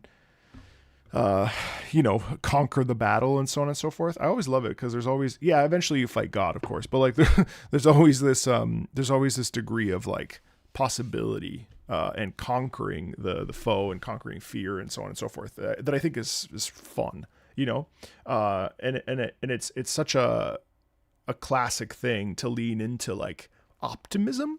And even though there's stuff that goes really badly, there's also possibility and hope and hope core kind of even in big boss battles or elite enemy music, which is really, really fun.